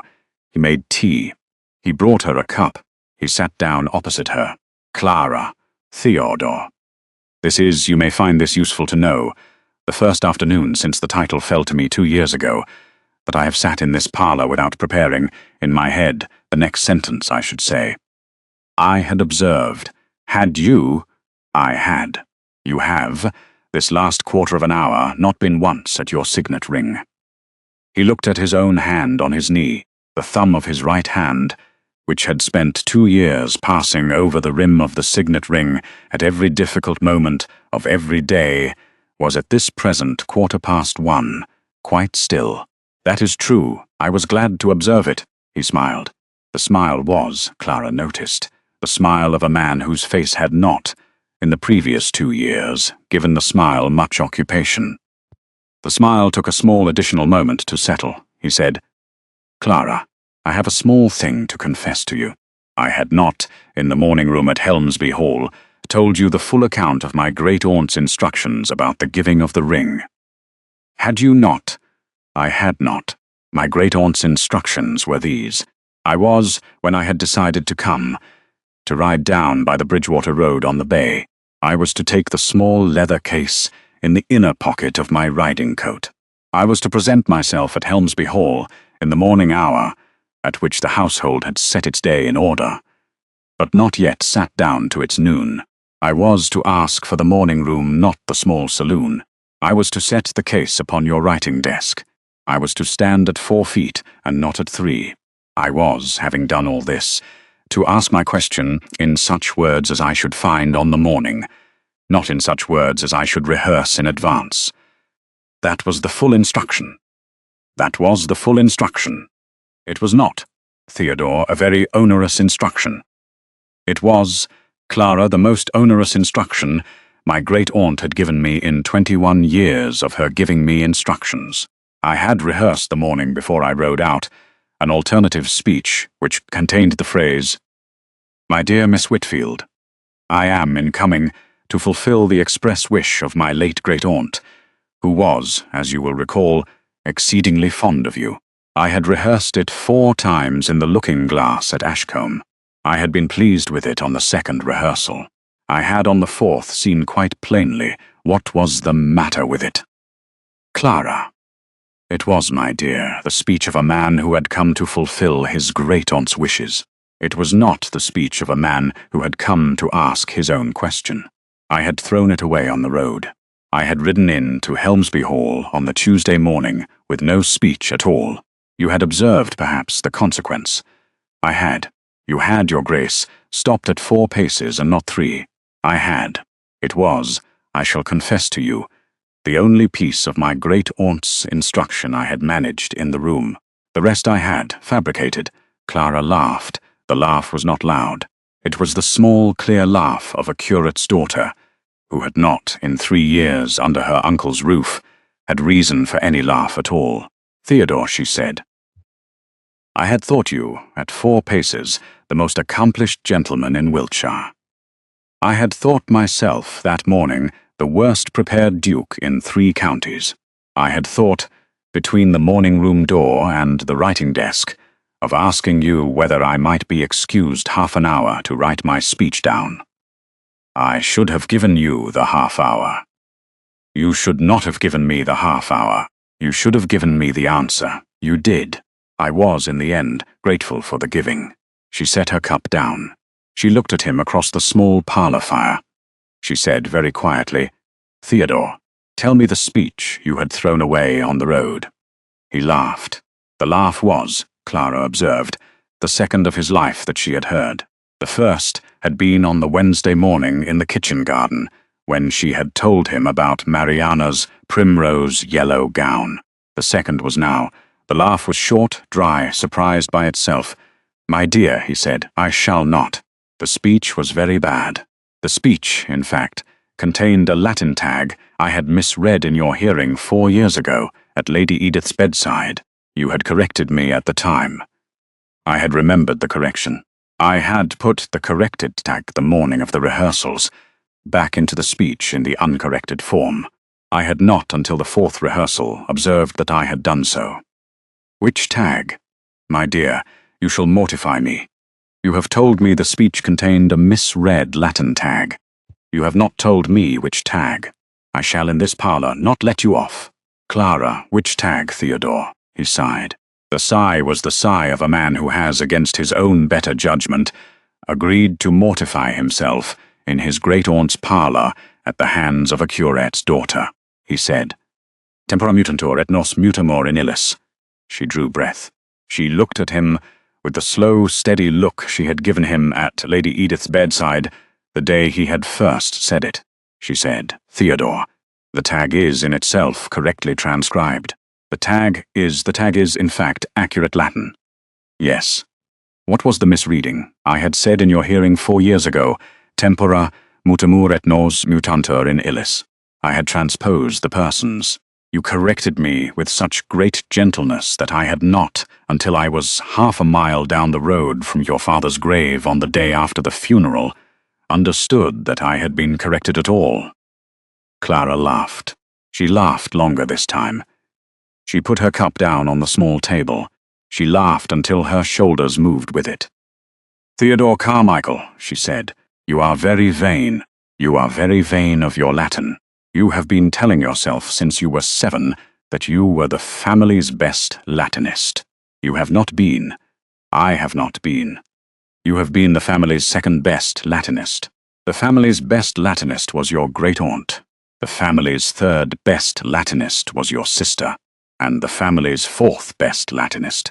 Your father, I imagine. My father had no Latin at all. My father had, instead, an exceptional eye for a horse, and at this moment, in the parlour, I had been about to tell you that you were the family's 4th best Latinist by birth, and the family's 1st by marriage. That is, Theodore, a very flattering Latin. It is the kind of Latin, Theodore said. I had been wanting to speak in this parlour for some considerable time. They sat. The kettle on the hob ticked. The fire shifted its small coals. Outside the window, the lilac walk waited in its bare grey twigs for the April, which would, in 5 months, open its first buds. he said very quietly, looking into the fire.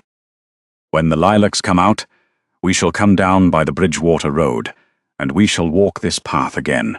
The hedge will be in. The chalk stream will be bright. I shall, by then, have the second mortgage at Ashcombe quite retired.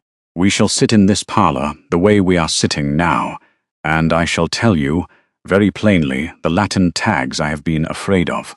You shall correct them all," Clara said. "I shall." She did not, in that moment, say anything else.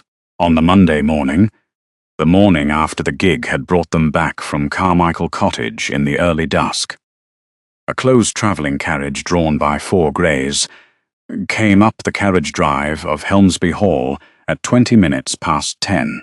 The carriage bore on its panel the small painted device of the Greville family of Grosvenor Square, an azure shield with 3 silver swans. The coachman on the box was in Greville livery. The footman at the back was in the same livery. The carriage had come up from London by the Marlborough Road. It had been 3 days on the road. It had stopped twice. It had not, before this morning, been announced. Augusta Helmsby, who was at the small writing table in the morning room with the second draft of her retraction letter to her cousin Lady Constance Greville before her, looked out at the carriage with the small, slow blankness of a woman who has been writing to someone she had not expected to see arrive. She rose, she drew on her cap, she went out into the porch. Robert the under-butler was already at the porch door. Robert had already, by the time Augusta reached him, glanced once at the panel of the carriage, once at the livery of the coachman, and once at his own master's library door at the south end of the gallery, behind which Sir Charles Helmsby, who had not, on the Monday morning, ridden to sessions, was at his accounts. "Robert," said Augusta, "send to Sir Charles directly." "Yes, my lady." The footman at the back of the carriage drew the steps down. The carriage door was opened. Lady Constance Greville descended. She was a woman of 63, very straight-backed, very thin, very dark-eyed, in a deep slate-grey travelling gown, and a small black bonnet, trimmed with the smallest possible band of grey ribbon. She had been the dowager queen of 3 London drawing-rooms for 30 years. She had been the gatekeeper at Almack's for 14. She had, in person, the small precise authority of a woman who had not, in any of those years, expected to be disagreed with. She drew off her gloves at the carriage step. She did not look up at Augusta. She gave the gloves to her footman. "Lady Helmsby," she said, "I had not announced myself. I shall not, on this errand, have been expected. I shall, with your indulgence, take a small interval with you in your small saloon before I have the matter explained to me by anyone else. Cousin Constance. In the small saloon, my dear. I shall not take a quarter of an hour. I shall not stay to dine." Augusta drew breath. She gave her cousin her arm. They went, the 2 of them, along the gallery to the small saloon. Robert closed the door behind them. He went, at his master's previously given direction, directly to the library. Inside the small saloon, Lady Constance did not sit. She stood at the fireplace. She did not draw off her bonnet. She turned to face her cousin Augusta, with the small, clean motion of a woman who has rehearsed 3 different sentences on the road and has decided, between Marlborough and the lodge gate, which of the 3 to use. "My dear," she said, "I had your letter on the Sunday morning. I had your second letter on the Monday at breakfast. I had your husband's note this morning at the change at Marlborough. I had Theodore Carmichael's letter this morning also, at the change at Marlborough, by his own hand, which had been waiting for me at my own house in London the same morning. I have, my dear, read all 4. I have read your second letter, as you may wish to know, 3 times. Augusta sat down on the small chair by the fire. "Cousin Constance, my dear, I am not in the habit, you may have observed in our girlhood, of taking the road from London in October without an extremely particular reason. Cousin, I have taken the road this once, on no particular reason except this. The matter you were good enough to write of to me on the Saturday is, on the evidence of your second letter, not what you had on the Saturday supposed it to be. The matter, as I now understand it from Theodore Carmichael's own letter to me, is that he has been engaged these 3 weeks past to your niece, Miss Whitfield, with your husband's full agreement on the express wish of his great-aunt, Lady Edith Ashcombe, who was, you may not have known, a very close friend of my own mother's. I had, on the Sunday morning, been disposed to write to Theodore at Ashcombe, asking him to consider his sister's London season. I had by Monday been undisposed. I had by yesterday been certain. I have, by this Monday morning, no purpose in coming here whatever except this. I shall, before I drive on to Ashcombe to make Theodore's acquaintance, ask leave to pay my respects to Miss Whitfield. She drew breath. She looked at Augusta directly. Augusta did not look up. "My dear cousin," Lady Constance said, very quietly, "I have written, this morning at the inn at Marlborough by my own hand, a small note to the editor of the Morning Chronicle on the matter you had wished me to convey to him at the start of the week. The note is in my reticule. I shall, with your permission, send it on by the next post. I had not, until I had your second letter, understood what it was you wished the Chronicle to be told. I understand now. The note shall go this afternoon. The Chronicle, as you may know, prints what I send it on the matter of the Ton's small octobers, with very little revision. The matter shall be ended on Wednesday's page. I had been concerned between Marlborough and the lodge gate, only that the matter had not been printed before I could send the note. The matter, I have established at the change at the village this morning, has not been printed. We are, my dear, by the smallest possible margin before our time." Augusta did not speak. "My dear cousin," Lady Constance said, "I have come up the road. You may also wish to know, because I had been disposed at 6 o'clock yesterday morning over my breakfast tray to come and speak with you in private about a small matter from our girlhood that I had not in 50 years given an afternoon to. The matter has to do with my mother's friendship with Lady Edith Ashcombe, and with what I had supposed 50 years ago of your elder sister Mary's marriage to her curate. I shall not, my dear, raise the matter today. I shall raise it, if you will permit me, in the spring, at my own house in London, with your daughter Mariana present. I have been told, by Theodore in his letter to me, that your daughter Mariana is, this autumn, a very fine young woman who has taken the conduct of her own life into her own hands at the small age of 19. I should be glad to know her in London. I shall ask her to my house in the spring. I shall, my dear, ask you too." Augusta lifted her face.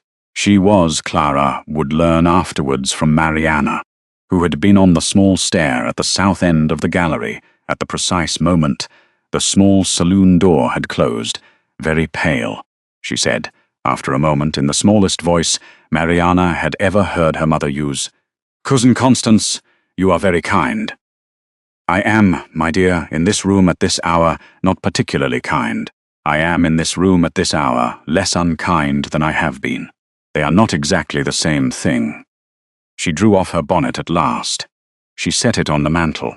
She turned and crossed the rug to her cousin, and laid her gloved hand on Augusta's shoulder. The hand stayed perhaps half a minute. Neither of them spoke.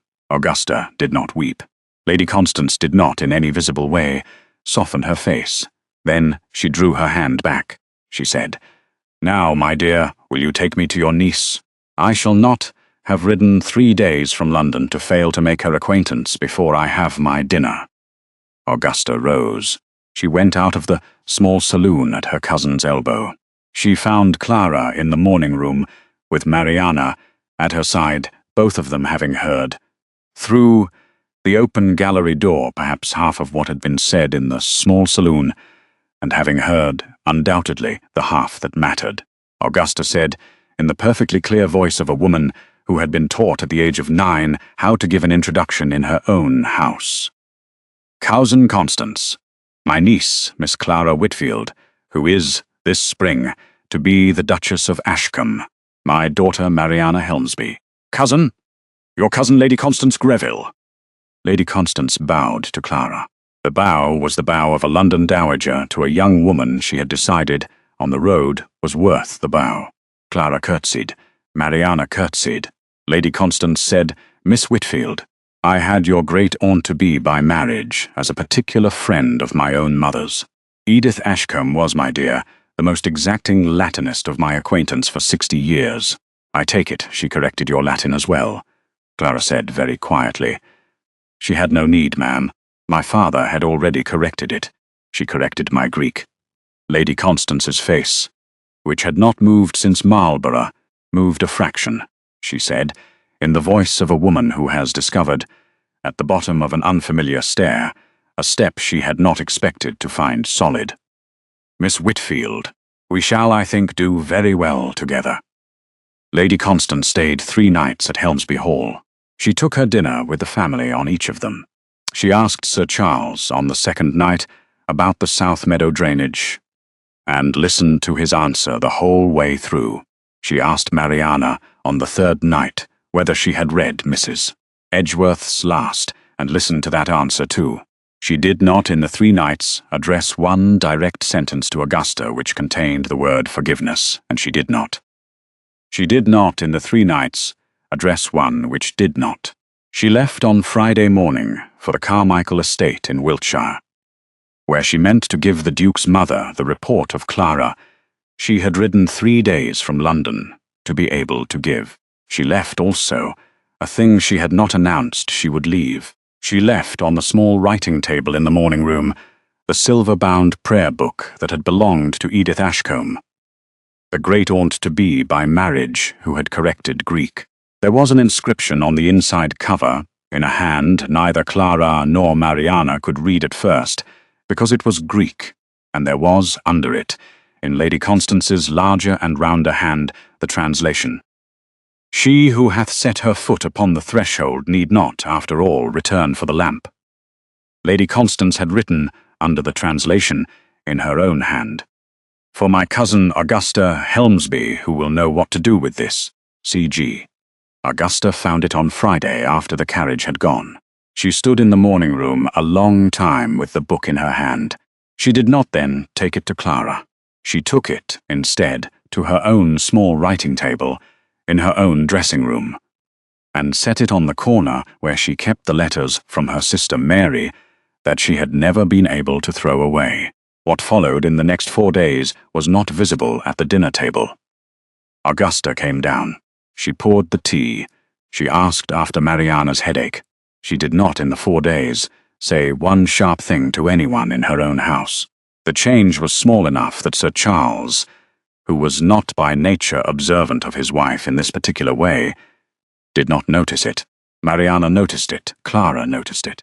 Neither of them, having been schooled now by some weeks of practice in the difference between an apology you make in words and one you make by not making certain other words, said anything about it. They let her come down. They let her pour the tea.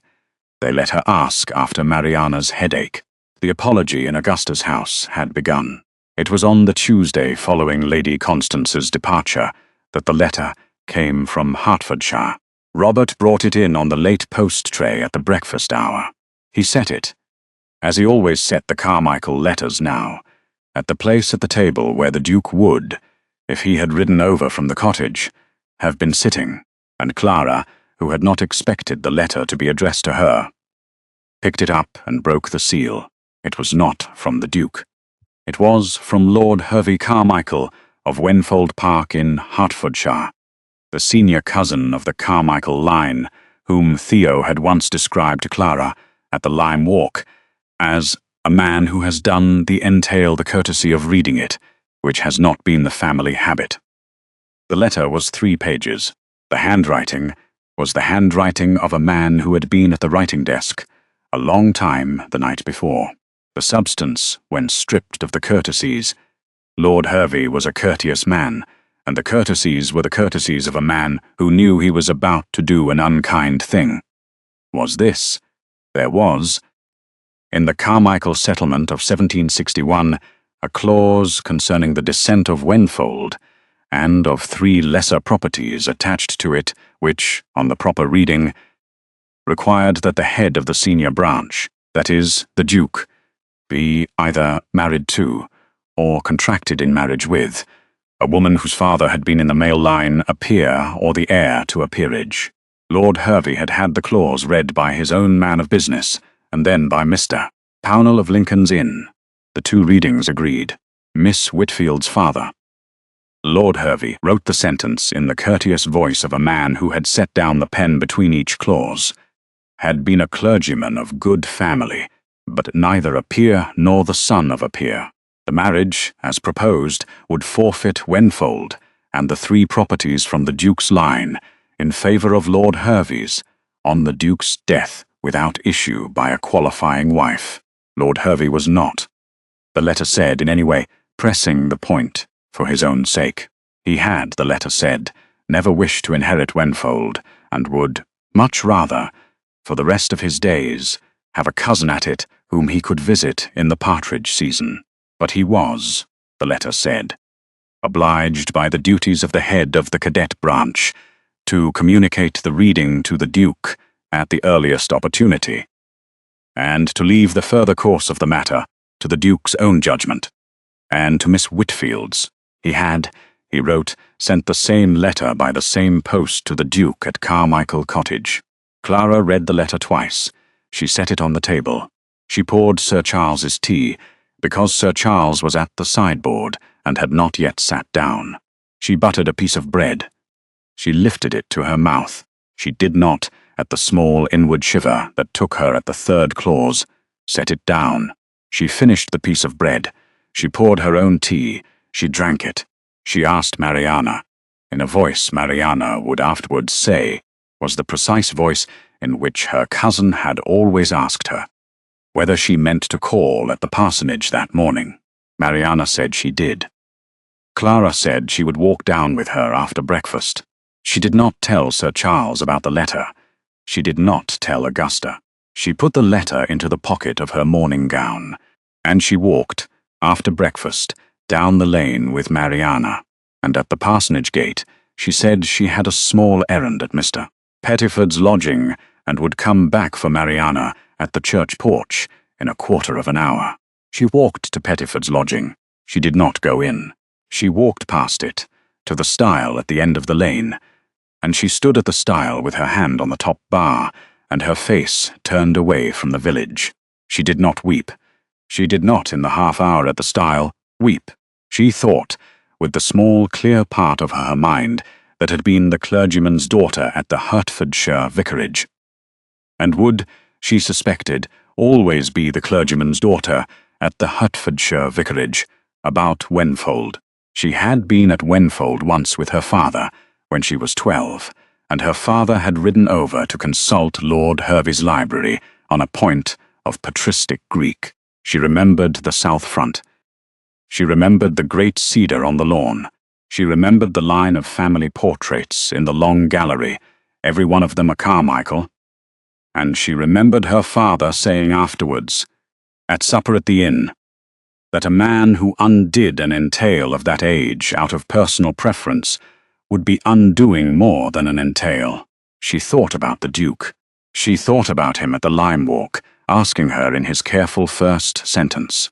She thought about him at the little side table at Helmsby Hall, sliding the second ring across to her. She thought about him at the kitchen garden last Wednesday, laughing about the Latin. She thought about him at Carmichael Cottage on Saturday, holding her gloved hand at the lilac walk and promising her the spring. She thought, then, the sentence she had been keeping at arm's length since she had broken the seal at breakfast. He had been bred from his cradle to know the worth of Wenfold and to keep it. He had not, in the 8 weeks since he had asked her, said the word entail to her once. She took the letter out of her pocket and read it the 3rd time at the stile. She put it back in her pocket. She walked to the church porch. She collected Mariana. She walked home. She wrote, that night at the small Sheraton writing box in her room, 2 letters. The first was to the Duke at Carmichael Cottage. It was 4 sentences. She wrote, in the steadiest hand she could find, your cousin Lord Hervey Carmichael has written to me at Helmsby Hall by the same post as to yourself. I have read the letter, and I have understood it. I shall be, until you have had time to consider the matter without me at your elbow, at Mrs. Talbot's at Wells, where I have an aunt of my mother's. I shall be there a fortnight. After that, I shall be at the vicarage at Hertfordshire, where my mother's brother is still incumbent. Theo, I write your name on this once because I shall not, in any letter that follows it, write it again until you have written first. She did not sign it, Clara. She signed it C. Whitfield. She sealed it with the small wax stick she had used for every letter she had written at Helmsby since she had come. And she set it on the corner of the writing box. The second letter was to Sir Charles. And it was 3 sentences, and it said in the steadiest hand she could find that she had had a letter that morning which made it necessary for her to consult her own conscience away from Helmsby for a fortnight, that she had written to Mrs. Talbot at Wells, and would be on the morning coach, and that she begged him, whom she would call her uncle in every other letter she should send him for the rest of her life, to allow her this fortnight without coming after her or sending after her, because she would not, if he came, be able to think the thing through. She signed it, your grateful niece, Clara Whitfield. She left both letters on the writing box. She packed into the small portmanteau Mariana had lent her 3 gowns and her father's prayer book, and the second Carmichael ring on its blue ribbon at her throat under her travelling collar. She did not take the sapphire on her finger. She set it on a small square of folded paper in the centre of the writing box, with one further line on the paper in her own hand. He had taken the easier road and called it dignity. He had not, in the small interval, written to me first. She put out her candle at 2:20 in the morning. She was on the lane before the maid came in to lay the breakfast fire. She walked the 3 miles to the post road at Cheswick alone, with the portmanteau in her hand and the second ring at her throat under her travelling cloak, and she took the 4 o'clock coach to Wells. When Robert brought up the breakfast tray at 9:30, the bed was made, and the writing box was on the centre of the bed with the 2 letters and the small folded paper and the sapphire in its centre, and the bedroom was empty. The Duke had had his letter from Lord Hervey at Carmichael Cottage at the breakfast hour on the Tuesday by the same post. He had read it twice. He had not, at the second reading, finished his coffee. He had set the cup down on the dresser at the window in the small breakfast parlour, and he had stood at the window the better part of an hour, with the letter folded in his hand and his face turned towards the lime walk. He had then sat down at the writing desk, and he had written 1 letter of 2 pages to Lord Hervey at Wenfold, and he had written 1 letter of 3 sentences to Mr. Pownall of Lincoln's Inn. The letter to Lord Hervey thanked him for his courtesy. The letter said that the Duke was at the present moment unable to come up to London or to Hertfordshire, because he was within the last fortnight of his engagement, but that he would, before he answered the substance of Lord Hervey's letter, be at Lincoln's Inn within the week to consult Mr.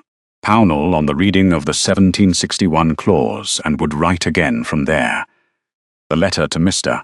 Pownall asked him, in 3 sentences, to expect the Duke on the Friday morning and to have ready every paper in the firm's keeping touching the Carmichael settlement and the descent of Wenfold. He had then risen from the desk, and he had walked down to the lime walk, and he had stood at the kissing gate at the end of it, and he had. This was the part of the morning he was not afterwards able to give a perfectly clear account of. He had stood at the gate perhaps half an hour without doing anything in particular. He had been thinking of Clara at the lilac walk. He had been thinking of her father's prayer book. He had not in the half-hour written to her. He had thought he would ride over to Helmsby in the afternoon and tell her himself. He had thought that an entail clause was not the sort of thing a man wrote to his betrothed about in a letter. It was the sort of thing he sat down beside her at the small writing table and explained, with the paper in front of them on the table, sentence by clause. He had thought that to write to her about it in 2 pages by post would be, in some way he could not have phrased, a discourtesy of a kind he had been bred not to do. He had been wrong. He understood that he had been wrong when, on the Wednesday morning, with his bag at the door for the road to London and Lincoln's Inn, Pettifoot's boy rode up to the cottage gate at 11:30 with a sealed note from Sir Charles, and the note said that Miss Whitfield had gone yesterday morning to Wells, and that she had left this letter for him, and that Sir Charles would, in honour of what his niece had asked of him, neither follow her nor permit any other person at Helmsby to follow her, but would consider the Duke at liberty to do whatever he, as her promised husband, judged proper. The Duke read Clara's 4 sentences on the gravel by the gate, with the bag of his Lincoln's Inn papers on the gravel at his feet. He read them once. He read the small folded paper at the bottom of the note. Sir Charles, with the discretion of a man who had had the sapphire ring placed in his keeping by his wife the night before, had enclosed it. He read the one further line in Clara's hand. He stood then perhaps a minute on the gravel. He picked up the bag. He carried it back into the cottage. He took out the papers for Lincoln's Inn. He took instead his great coat and his riding gloves. He sent the boy back to Sir Charles with 1 sentence in pencil. "I go this morning to Wells." He was on the road by noon. He came to Mrs. Talbot's lodging at Wells on the Thursday afternoon, having ridden through the Wednesday night, and slept 4 hours at an inn at Frome. Mrs. Talbot, Clara's mother's elder sister, a small grey woman in a grey gown who kept 3 rooms above a milliner's in the Cathedral Close, opened the door herself. She had had Clara in her parlour 2 days, and she had had, in the 2 days, the 4 sentences and the 1 further line. She looked the Duke up and down on her own threshold. She said, "Your Grace, my niece is not at this hour in. She has gone to the Cathedral. The afternoon service is at 4. You will find her, I expect, at the south porch when it is out, because she has not, in 2 days, gone into the Close by any other door. I shall not, Your Grace, tell you whether to wait for her in my parlour or at the south porch. I shall tell you, however, that I have known my niece since she was at the font, and that she has not, in the 2 days, eaten 1 meal at my table without bringing the 2nd ring out of her travelling cloak, and setting it on the table beside her plate and looking at it the whole way through her soup. I leave the inference, Your Grace, to yourself." The Duke took off his hat. He bowed. He said, "Mrs. Talbot, I shall be at the south porch at 5. He was at the south porch at 4:45. He stood on the worn stone under the carved tympanum, with his hat in his hand and his hair, which the road from Frome had not improved, lifting in the wind off the Close. The service ended at 5:20. The congregation came out under the porch in the slow way of a country cathedral congregation that had heard the same canticles in the same order for 1200 years. He saw Clara among the last of them, in the grey travelling cloak she had walked out of Helmsby Inn with a 2nd ring on its blue ribbon visible at her throat above the collar. She saw him. She did not stop. She walked the 4 steps from the porch onto the gravel of the Close, and she stood on the gravel a yard from him, and she said, very levelly, "Your Grace," he said, "Miss Whitfield, I have not yet been to Lincoln's Inn. I shall not, until I have spoken to you, go. I have one thing to say to you before I say anything else. I had your letter at the cottage gate yesterday morning. I had read it twice before I had taken 3 steps. The line on the small paper was the just line, and I do not here attempt to correct it. I should have written to you on the Tuesday morning, before I rode out of the breakfast parlour. I did not. I have, in the matter of writing first, no defence to offer you that is not the defence of a man who had been bred to put a difficult thing into a conversation rather than into a letter. The breeding does not here excuse the failing." He drew then, from the inner pocket of his coat, the small folded paper she had left in the writing box with the sapphire in its centre. He had brought the paper. He had not brought the ring, he said. I have come to Wells without the ring, because the ring is yours, and I had no right, having failed to write first, to carry it on the road towards you, as if I had not failed. The ring is at Helmsby in your aunt's keeping. It is yours when you choose, in your own time, to send for it or to come for it. Until you have said otherwise to me in your own voice, I do not wear my own. He held up his right hand.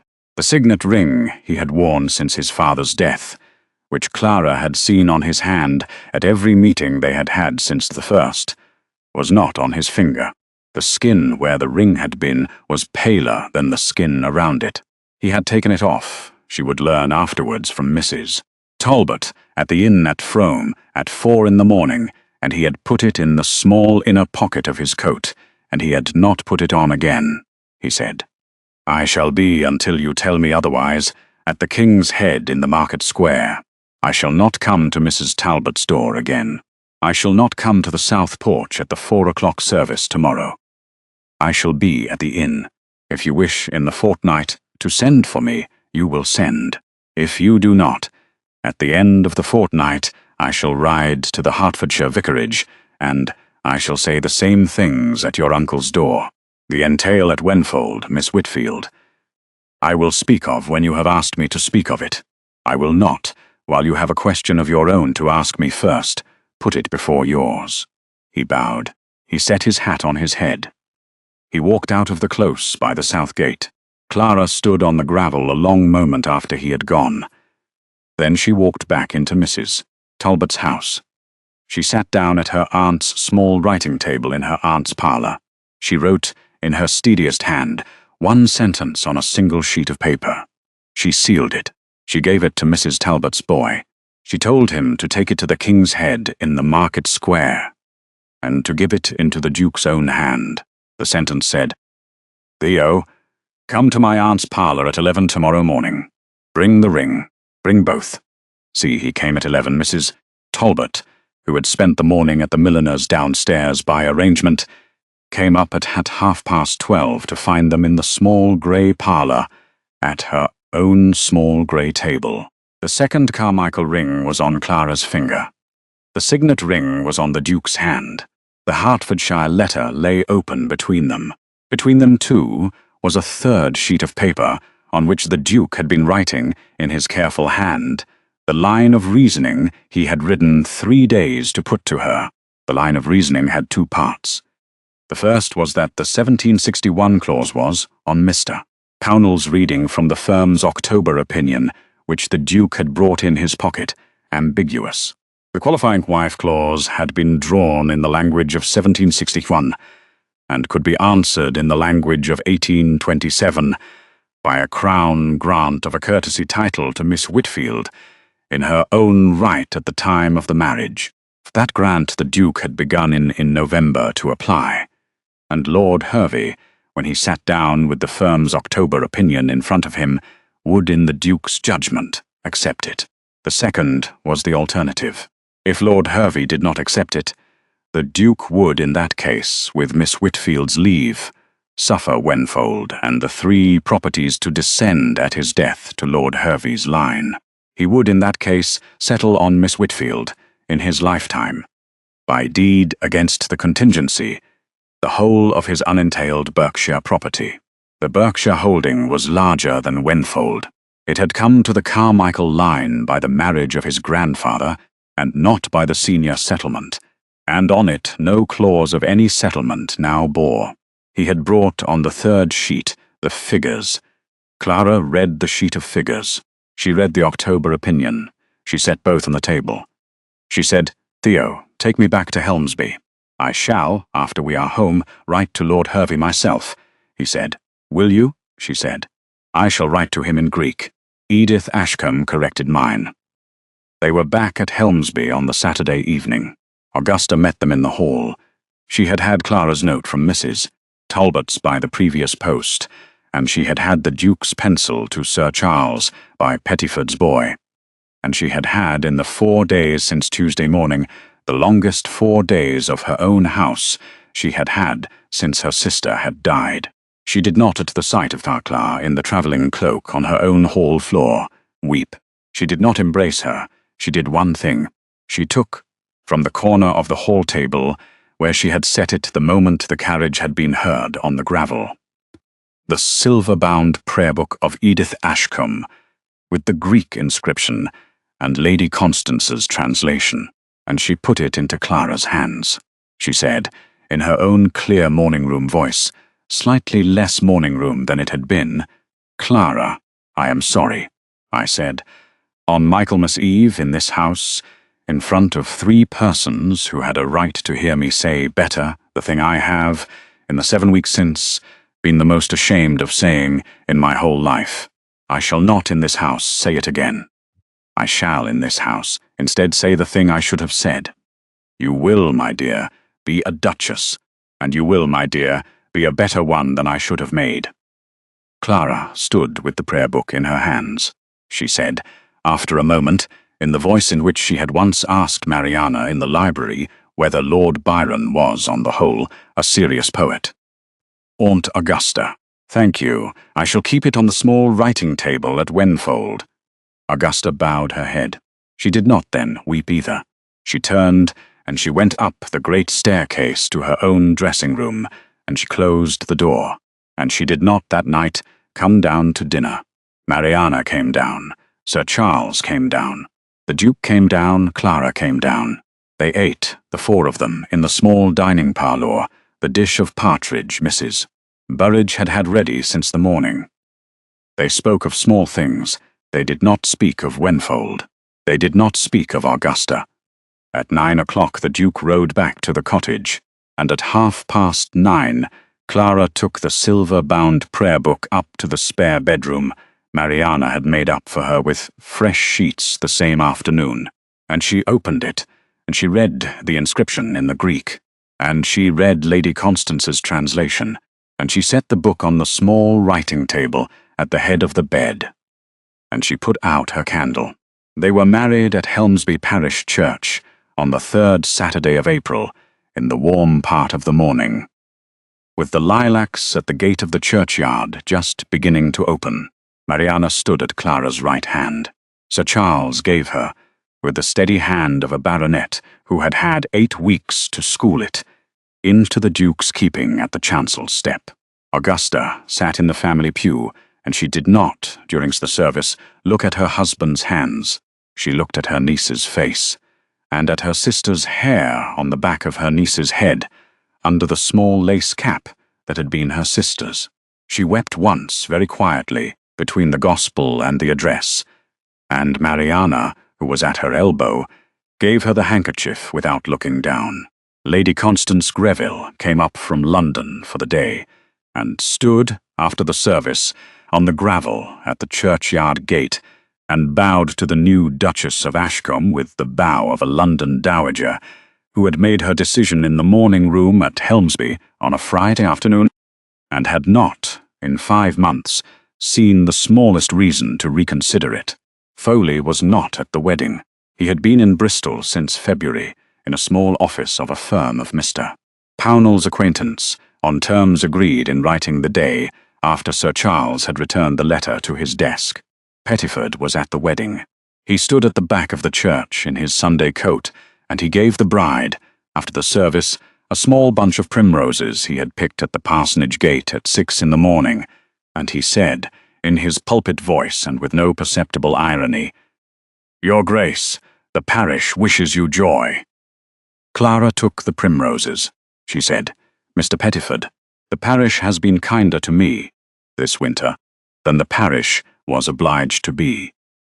She and the Duke went down, after the wedding breakfast at Helmsby, by the Bridgewater Road to Carmichael Cottage in Somerset, for the first fortnight of their married life, as she had asked at the Lilac Walk in November that they should.